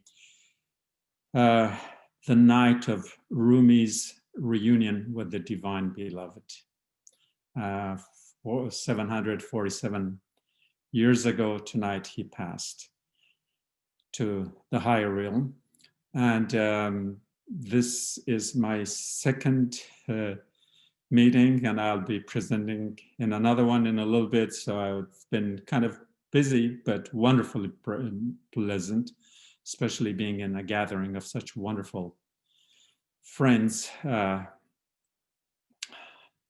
you are.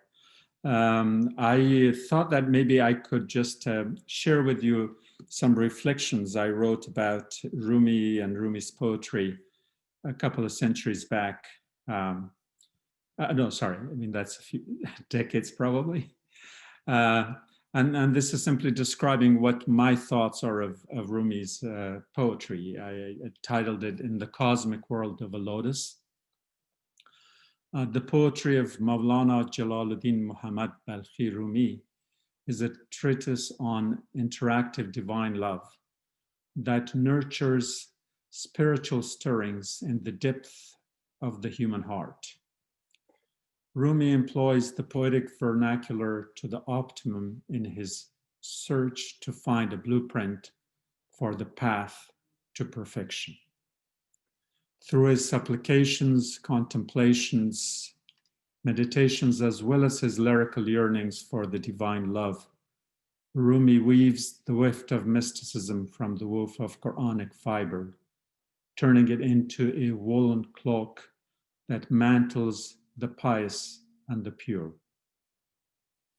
Rumi's magnum opus, Masnavi Manavi, or the spiritual couplets, begins with a calling of the reed flute as a longing to rejoin its original source in eternity. In the suspense between reason and rhyme, Rumi clarifies the mythical to the ascetic and the aesthetic to the mystified. While words can never convey the full depth of thought, poetic parlance occasionally compensates for this inadequacy as it attempts to reveal the jealously guarded meaning from behind the veils of seclusion, where meaning is woven from the metaphors and allegories beyond the literal and the interpretive. Rumi's poetry defies cultural and linguistic stereotyping, despite attempts to reduce the universality of his thought to cultural confines. Rumi's work has been translated beyond place and time so that the beauty of thought does not surrender to vernacular dominance, nor is it sacrificed at the altar of poetic niceties. The mind journeys in the footsteps of the heart and realizes that the peace of mind is a mere temporality towards attaining the tranquility of the soul, with the ultimate aim of arriving at the state of being content and contented with the divine through subconscious connectedness. There, one hopes for a fleeting glimpse of a spiritual ambience that soothes the soul in the sublime. While clarity and ambiguity play their games through a discourse of linguistic simplicity and philosophical complexity, Rumi artfully simplifies challenging thoughts and beautifully infuses complex issues by inviting us into the garden of the Masnavi, from whence bridges span horizons between the violet mist of daybreak and the magenta dusk of nightfall. In the realm of the imaginal, one may glimpse the beauty of thought flourishing as a lotus on the serene surface of a reflective pond, gazing into the indigo firmament for inspiration, while firmly grounded in the nurturing womb of the earth beneath. As the blue-violet hue of the lotus petals unfurls around the stamen in contemplation, one may be able to lift up layers of unfolding meanings from the lotus and life. Like Rumi, you too may spin in the cosmic world of the sacred lotus with the resonance of the voice within. Thank you. Thank you, Saman. That was beautiful. That was beautiful.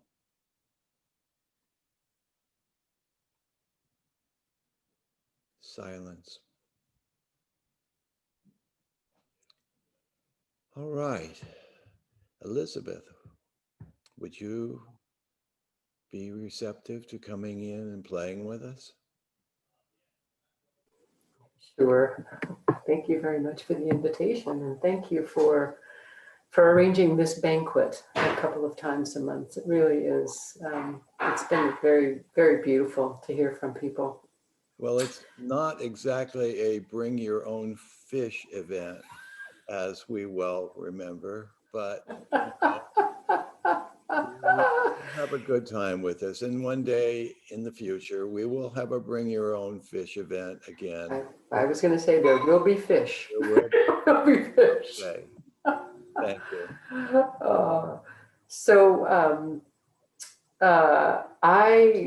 I followed up Dana's invitation by doing something entirely different. So this is an experiment. I probably should have consulted a book called Writing Poetry for Dummies, but this is my attempt at a poem. I've been thinking a lot about chaos and order and change and constancy this year. So I'm going to share screen if I can. All right, this poem is, I'm just going to take that as a yes. This poem is called The Torch and the Tide. Limned against the night sky, the torch performs its sinuous dance, leaping, crackling column of fire that forever changes yet remains the same, as the philosopher taught long ago in a dusty Milesian town. How many nights did he watch the flame, devoted, in love with its aliveness? What else did he see long ago? How did he see? The column that is always itself for its endless transformation? He became a torchbearer, the old secret man, speaking in shards down the generations to people with shattered attention who cannot long listen, who have forgotten, if they ever knew, the slower arts. How did the old man know how to speak? Did he imagine us, the many in haste, careless, and the few who worry the shards in trembling fingers, feeling the wisdom that pierces the heart? Here is what I believe.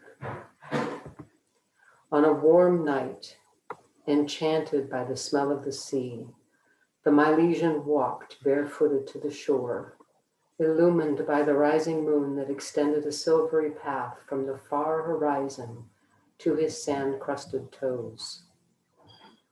On the slow tide, he saw a familiar dark shape that rose and fell with a gentle surge as it curled, rolled, retreated, shy, then gathered itself to roll forward again, floating the dark shape steadily near.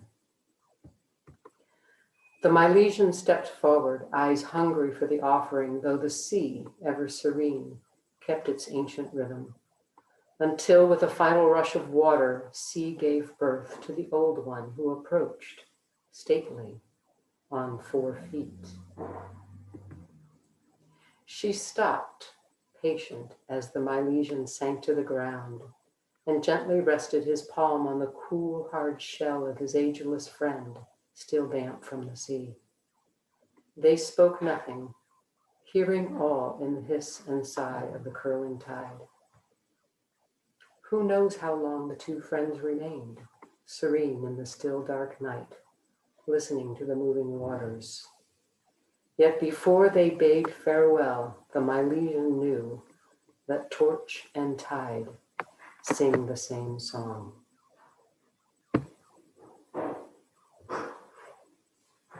Thank you. Writing poetry is a new chapter for me, so I'm still experimenting. What a wealth of talent you are. You know, God. Dennis, I need to take a class with you. I love the images. Yes. I need to take a tutorial with you. I think we all need to learn from one another. That's what we're doing here. That's the blessing of this place. It really is. I'd like to move to Julie Daniels, who has not been a panelist before. So we're meeting really on this side of the screen, I think, for the first time. So Julie, thank you for offering, and you see what we're doing, and welcome. I look forward to hearing you. Hi. Happy almost solstice, everybody. Thank you for this enriching salon. I'm honored to be a part of it. And here is a poem called Solstice. Full moon radiance, darkest night, illuminated. I put my ear to the earth and listen to its sighs of deepest slumber. Winter has begun. The Shadows tutorial, a nighttime message of this still and soundless season. I want to dig my nails into the wet winter earth on this solstice eve and feel the shrubs and flowers. They huddle in the soil, gathering strength as they surrender to the dying of the year. Tomorrow, the sun will peep from behind its golden canopy, warming the chill out of winter's desolate day. I live among these opposites, retreating to the darkness in search of that longed for light, and whisper through the shadows, welcome, welcome, welcome. What beautiful creativity we have tonight. This is beautiful. Thank you. Yeah.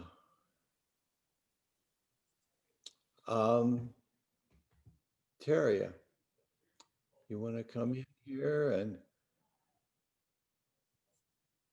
this is just beautiful, beautiful. All right. Hello. I can't say thank you enough to everyone who's just delivered such.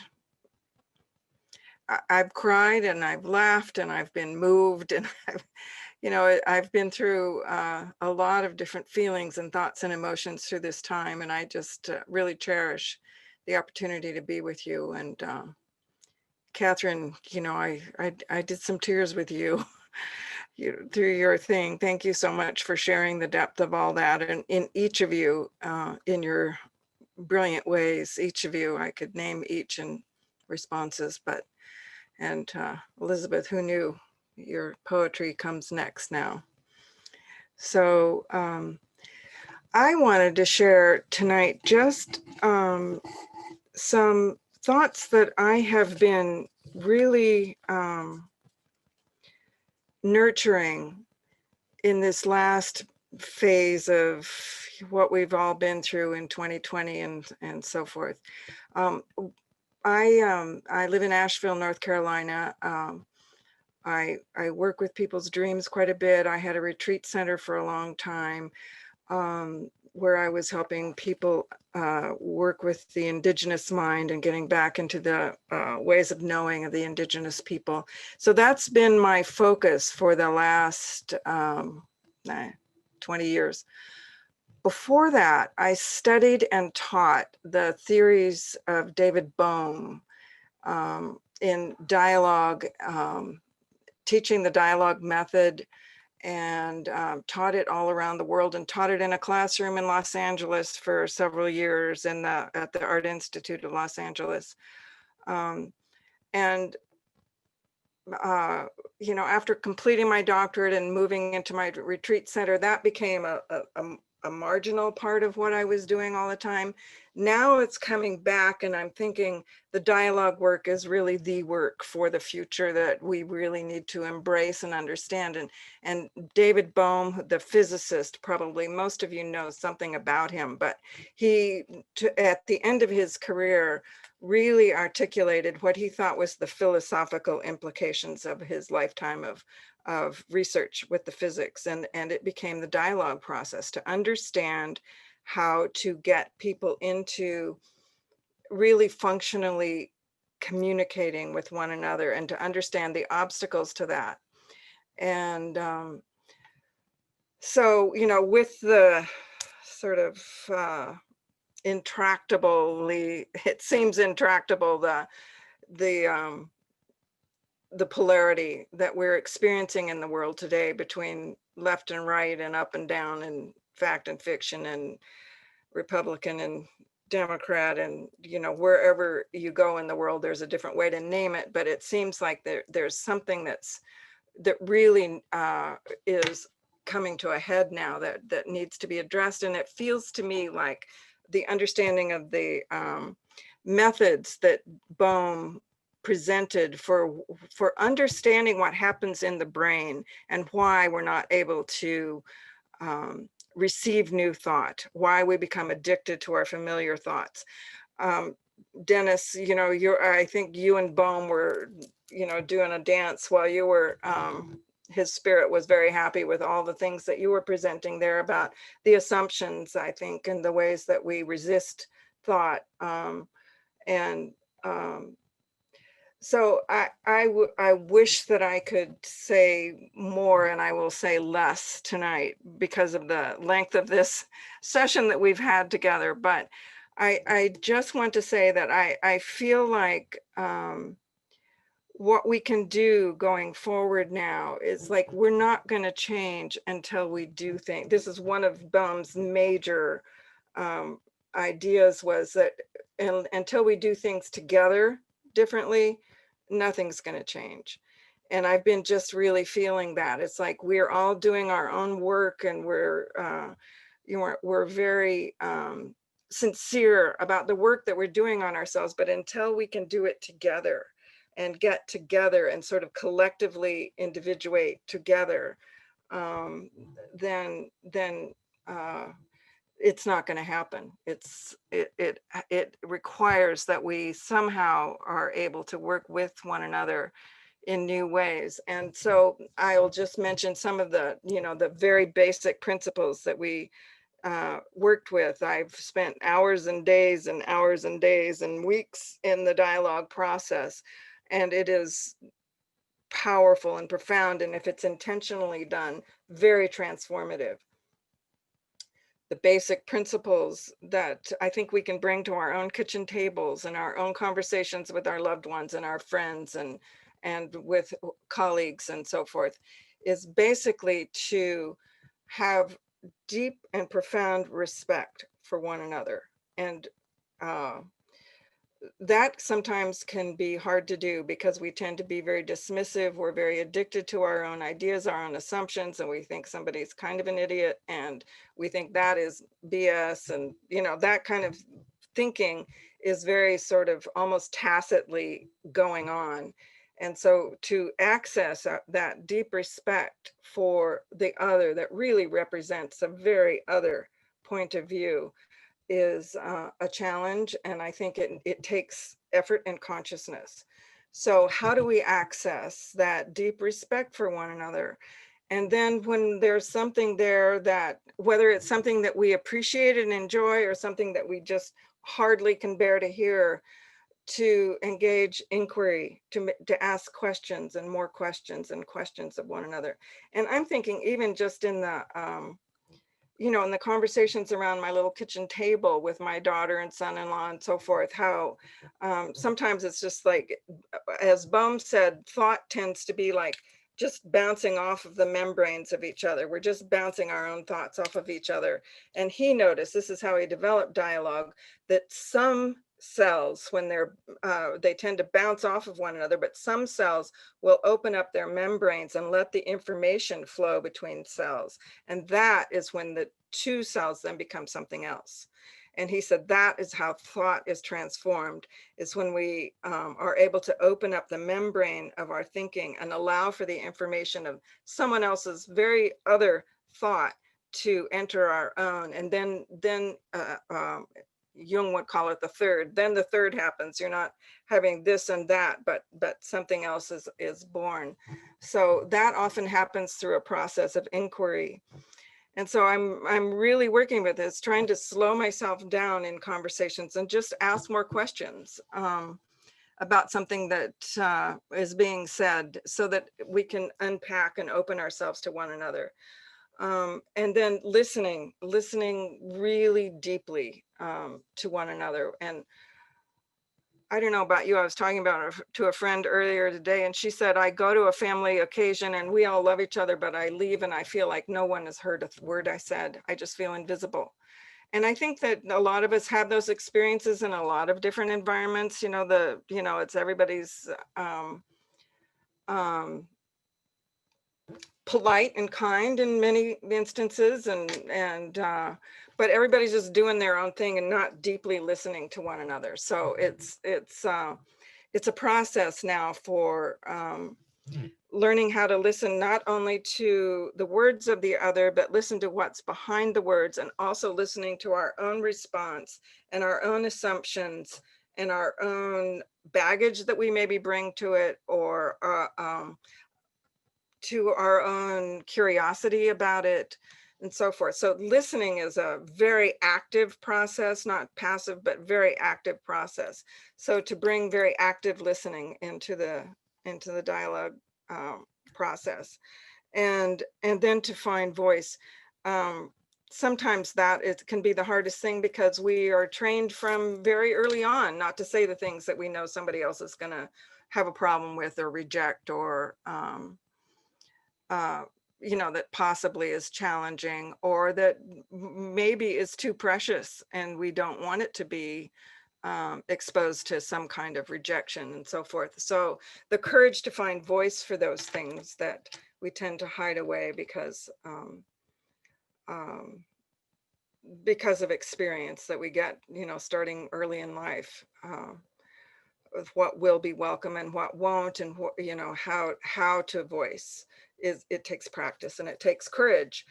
So I'm just going to offer that. I could have, I would love to share more about dialogue and Boehm's ideas about it, and the way that it affects the brain, our addictions to our own thoughts. There's so many things to know about this, but those 4 methods, I think if we take them into the next phase of trying to get along together as a culture, which begins in our own little environments. The respect, the voicing, the listening, and what was the other one? The inquiry. So I'm just offering those 4 methods that he spoke of at great length for trying to have the experience of understanding the field of thought that we're in together, and opening ourselves to one another so that we can do things differently together. And so anyway, I wanted to share a little bit about this whole dialogue work is now coming back with full force, that I had kind of marginalized for the last period of my life. And I feel like this is the next thing, and I really want to commit myself to the process. Sounds like an approach to get another Myth Salon together. Possibly. Yeah. I do want to say that I would be here every time, except for I have a ongoing commitment on Thursday night. So I have to rearrange my life the times that I have come. And I long to be with you more. I just love seeing your community and how deeply you all clearly share with one another. And I'm sorry that I have this obligation on Thursday nights. Got you once, we'll get you again. I'll get you sometimes. So Yeah, well, I've been here a few times, and I can always rearrange it occasionally, but I wouldn't miss a time, I think, if it weren't for that. So thank just you. want to say that. Yes, definitely. And we are winding down. I have a couple more people. Let's go to Bruce. Bruce, why don't you tell us the story this is a story that you developed along the Wizard of Oz for your daughter, isn't that correct? Sure, yeah, and thanks for that. And what Taria said is a perfect lead in, because I did so much active listening. I wrote notes all over my outline tonight, and yeah, and I'm gonna need a lot of courage right now. So thank you, Dana. So I found the salon with the Chris Vogler 25th anniversary commemoration, and then I had a very nice Zoom with Dana after a couple of more salons. And what he said to me in a short amount of time provoked a lot of thought about my life and how I see my life and what I want to do and all those things. So everything I'm about to say goes along the theme of escapism. I told myself, Bruce, try to be as succinct as possible and make sense. So everything's going to deal with escapism here, specifically magic, magic as it is in stories. So I had a very enlightening experience grappling with a children's story I had been working on for years and years. And actually, it was only after I was reading children's stories to my daughter these past several years that I pulled out this thing from 12 years ago and looked at it and was like, okay, I got to make it really, really good now for my daughter, right? Thanks for that intro, Dana. So yeah, I'd written this children's book about a boy who desperately wants a dog, must have a dog, but he can't because he lives in a high-rise apartment building and the rules forbid it. And so segueing to that, I wanted to just share with that gap, because he can't have a dog, with some of the things that people have said tonight. As I mentioned, I wrote all over my notes with everybody else's quotes tonight. So something Voris said that was really cool, apropos, is how water is the source of life. And my story has a rainbow in it, and without rain, there's no rainbows. So thanks for that, Voris. Dara said things are horrible, sometimes, inescapable. And that kind of resonates with my boy not being able to get a dog. And, Sophie mentioned suffering versus strength and those poles. So I'm just going to go into reading. I'm kind of going to the end of what I was going to share by just reading the lyrics of a song, and hopefully people will recognize it. And it goes like this. Somewhere over the rainbow, way up high, and the dreams that you dream of once in a lullaby. Oh, somewhere over the rainbow, bluebirds fly. And the dreams that you dream of, dreams really do come true. Someday I'll wish upon a star, wake up where the clouds are, far behind me, where trouble melts like lemon drops, high above the chimney tops. That's where you'll find me, somewhere over the rainbow. Bluebirds fly, and the dream that you dare to. So, oh why can't I? So, to make a long story short, I had a wonderful experience doing some self-reflecting and introspection, and I think what magic and stories provide for all of us is it gives us an opportunity to ask, how are things without the magic? And so when you look at the Wizard of Oz, we have the lion who desperately seeks for courage, although he already has it, the Tin Man, a heart, a scarecrow, a brain, and they look to the wizard for the magic that will give them all those things, and they realize by the end they had them all along. And so by the time my rainbow in my story fades away, Dana, my boy's going to realize he didn't really need that dog after all. That's it. Thank you. Wonderful. E- Eventually, we're going to get to the Wizard of Oz in our group, who is AJ. But I want to go to Corinne right now, who is the producer of this film series that we have combined with called Pulling Focus. And I'll let Corinne just enliven the discussion a little bit, and she'll say things. And, you know, we want to bring movies into our Myth Salon, movies and films, and maybe even TV documentaries and what have you. And go for it, Corinne. Okay, thank you. Can everyone hear me okay? There's just a couple of things that I want to say. I have a book recommendation that's just stunning. I think it's on the bestseller list. It's called Wintering: The Power of Rest and Retreat in Difficult Times by Catherine May. I'm gonna jump right into my film series, but I'm gonna say that I'm an extreme extrovert that travels and goes places, and I'm constantly at premieres and parties and events, and I've been thrown into this solitude, and I am loving it. I'm embracing it. I'm shocked, because the whole point of this book, Wintering: The Power of Rest and Retreat in Difficult Time, I have no skin in this game, I'm not getting kickbacks, is all about embracing the winter of our lives, embracing the difficult times, going into it, nourishing it, contemplating it. It has been my Bible during this time. So that's my one plug, but I will say that what's come out of this, I'm up in Oahu doing a lot of hikes and wintering and delving into deep time and nourishment. One of the things I'm really doing that's fabulous is visioning. And one of the things I'm visioning is a long-held dream I've had to do a film series with Pacifica. And gosh, I've tried. We started it one year with the amazing Will Lynn, who has just been the best thing that's happened to me this year. I hope my husband isn't around. No, I'm just joking. He's just the best thing. He's such a great guy. He's such a great guy to collaborate with. But anyways, we have tried 3 or 4 times to get this film series off the ground. And this year, COVID got us. We finally had Pacifica ready to do this film series.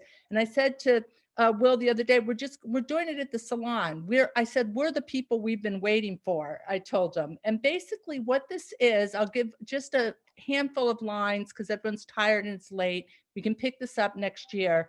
But what I envision this is, it's a film, it's not just a film series. It could be entertainment. It could be an author who wrote a book about a film. But I want it quarterly to be an event that is myth and film related. We showed the David Bohm film. We've actually already started it. Surprise, the Pulling Focus has started. We showed the David Bohm film, which was brilliant. We did the writer's journey with Chris Vogler. I thought that that night was life-changing for me. But I have access in my day-to-day life to directors and filmmakers and authors and speakers and panelists. So I could see us doing a film screening that has mythic overtones, and we do a Q&A with the director. That's a no-brainer. I do that for a living. But I also see, the other night I saw a woman who wrote a book called The Lady of the Black Lagoon, about the woman who worked on the creature of the Black Lagoon. It was fascinating. She talked about the creature of the Black Lagoon from a mythic perspective. I could see doing a night with her. I could see a night doing with someone, with Maria Tatar on fairy tale and film. I could see screening a documentary that had strong mythic overtones. So what I see is not just film series. We're going to show a film and do a Q&A, show a film and do a Q&A. I see this rich, this rich mixture, cauldron of story and films and screenings and authors. And Dana, the brilliant, amazing, incredible Dana, has come up with the title Pulling Focus. Will Lynn is my collaborator, and there's nobody, he's not even my co-pilot, he is the pilot. The guy is so freaking brilliant, and he's the rising young superstar in this field. So him and I are gonna champion this, and I can just count. My last thing I'll say is, you know how you belong to a book club, but you're not, I don't like the book, I'm not sure if I'm gonna go to book club, and you go and you love the discussion? That's what this is gonna be. Once a quarter, you're gonna show up, and you're going to see a movie, see a speaker, see a television series, see a documentary. I got some amazing stuff lined up, and I promise you're always going to get something out of it. Even if you don't like the film, you're going to come away with something. So that's my spiel. I can't believe I'm doing this when I'm the last one up and I'm so tired. Imagine if I had gone first. So anyways, last thing I want to say is please send me suggestions, recommendations. This is not the Will, Corinne, and Dana show. This is very collaborative and it's going to be amazing. So thank you. Thank you, Dana, and thank you, Will. I want to pass it back to Will in a moment. But as we're winding down here, I want to introduce everyone to my good friend and collaborator on the Tao Te Ching, Jonathan. Now, Jonathan may not feel like jumping into this fray, but Jonathan, if you would just unmute and just say a few words, I think people will have some sense of what I heard that Tuesday morning. And I had not a thought in my mind about getting involved in a project on the Tao Te Ching. I've read it, I've looked at it, I have it on my shelf. Never crossed my mind until I heard his voice. And I was moved. So, Jonathan, what did you do today?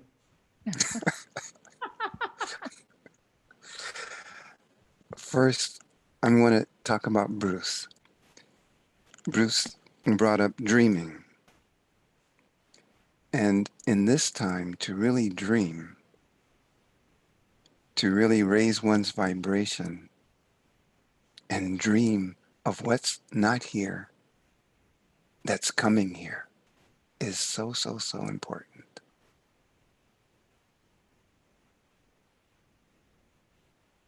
And just to breathe. I've been taking in everybody. Dana starts with you.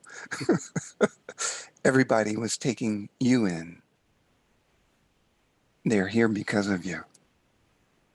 And what a gift you are. And what a gift we all are. And it's that realization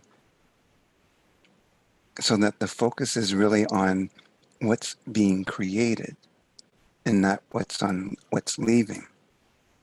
What's leaving is leaving. We have the potential and the ability to create what doesn't exist yet. That's the focus. And so I'm so grateful we're doing this project because we get to hold space and create an atmosphere where people can open and receive and be supported. And that's what you guys are doing in this myth, in the way that you do it.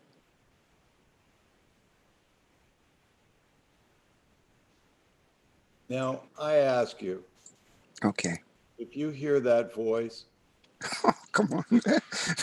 I've been embarrassed. I heard it and I called this man up after hearing him on a Tuesday morning with this harebrained idea, not knowing how to do it, where to do it, and I listened and I followed it.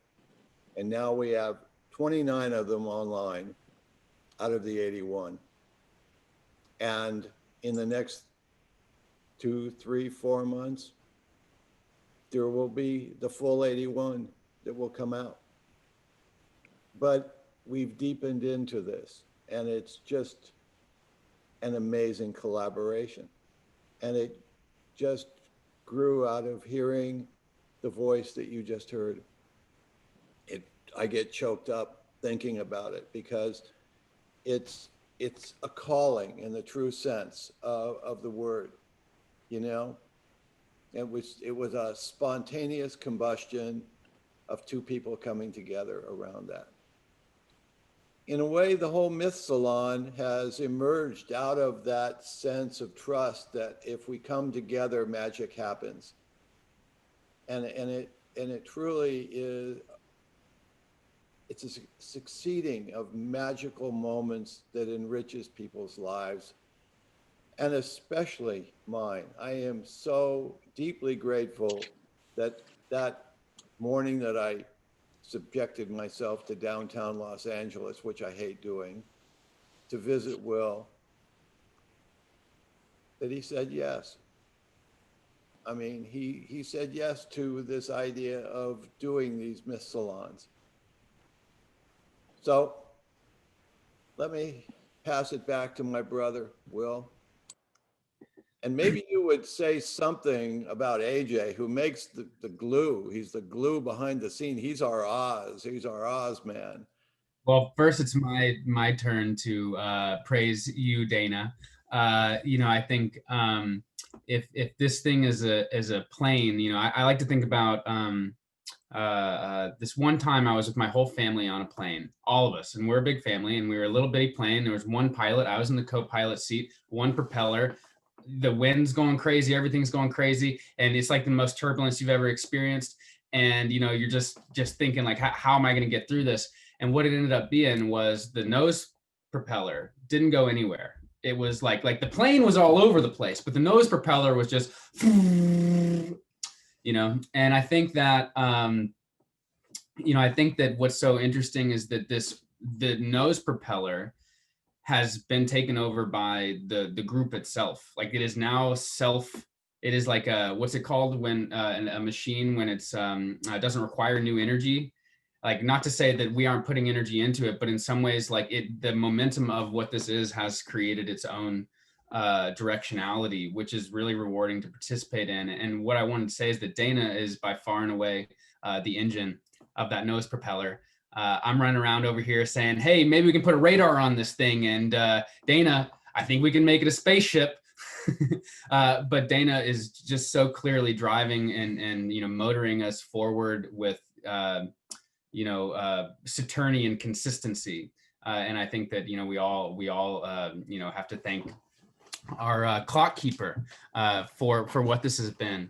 And with AJ, we should definitely, AJ's the one running around when you don't see, making sure everything on the plane works all the time. And sharing the pilot's reports to you. Hey, by the way, we're going by the Grand Canyon. Make sure you check out this link. Hey, AJ, and I know he just shared with you, I think, one of the Pulling Focus events. So thank you, AJ. You guys, any graphic you've seen, any newsletter formatting, any website updating, anything like that is all AJ. And AJ, without, before we even had to talk about it, started playing with new website ideas to, I know you guys are all seeing the website that we have has been around for a while. Well, can't even begin to tell you the surprises that AJ has enabled for 2021. Cannot wait. So thank you, Dana, and thank you, AJ. And with that, thank you to everyone. This has been an incredible year. I look forward to whatever the future is, but just being with the moment of what this year has been, I can't imagine, just kind of can't even imagine not doing the Myth Salon, or how lonely it'd be without this. So thank you, everyone, and special thanks to AJ and to Dana, whose praises we could continue to sing until the other side of the solstice. Let's stop that right there. Let's go out on a moment of silence, please, and remember the context in which the Myth Salon exists, because we came online during the pandemic when there were just a few thousand people who had tragically come in contact with this dreaded virus. And before long, sad to say, it's going to reach 500,000 people. I mean, there's just no way to put a good shine on this one. It's just so a moment of silence, please.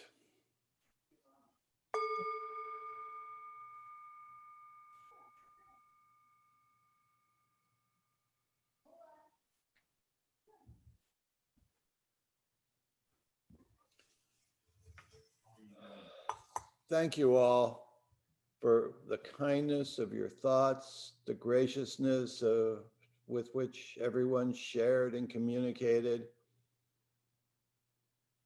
I'm just touched. I'm really, really touched and flattered, and thank you. Thank you all. Thank you. And we will see you in 2021. Good. You know, we've got a great lineup going. Kelly's doing sign language over there. Thank you all very much. This has been a meaningful evening. Sorry to run so long, but you know, we had this idea of Okay. involving everyone, and Yeah, you it's know, good. Good. It was Cheers. beautiful, Dana. yeah. Yeah. Yeah. Great.